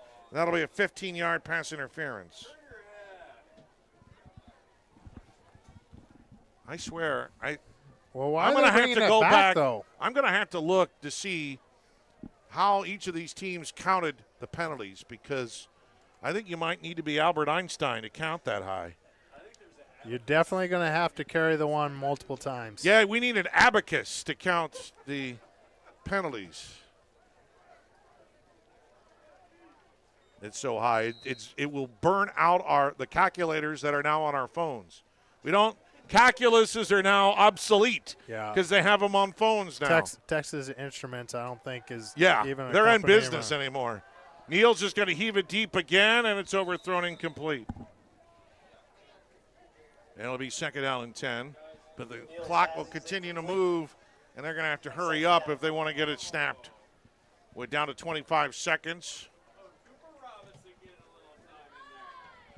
Now, remember GPS, when you had those GPS units that you sat on your dash and you used to go and everything like that? Now you don't need those because they got them incorporated right in the cars. Remember a thing called a map? Yeah, we took a trip.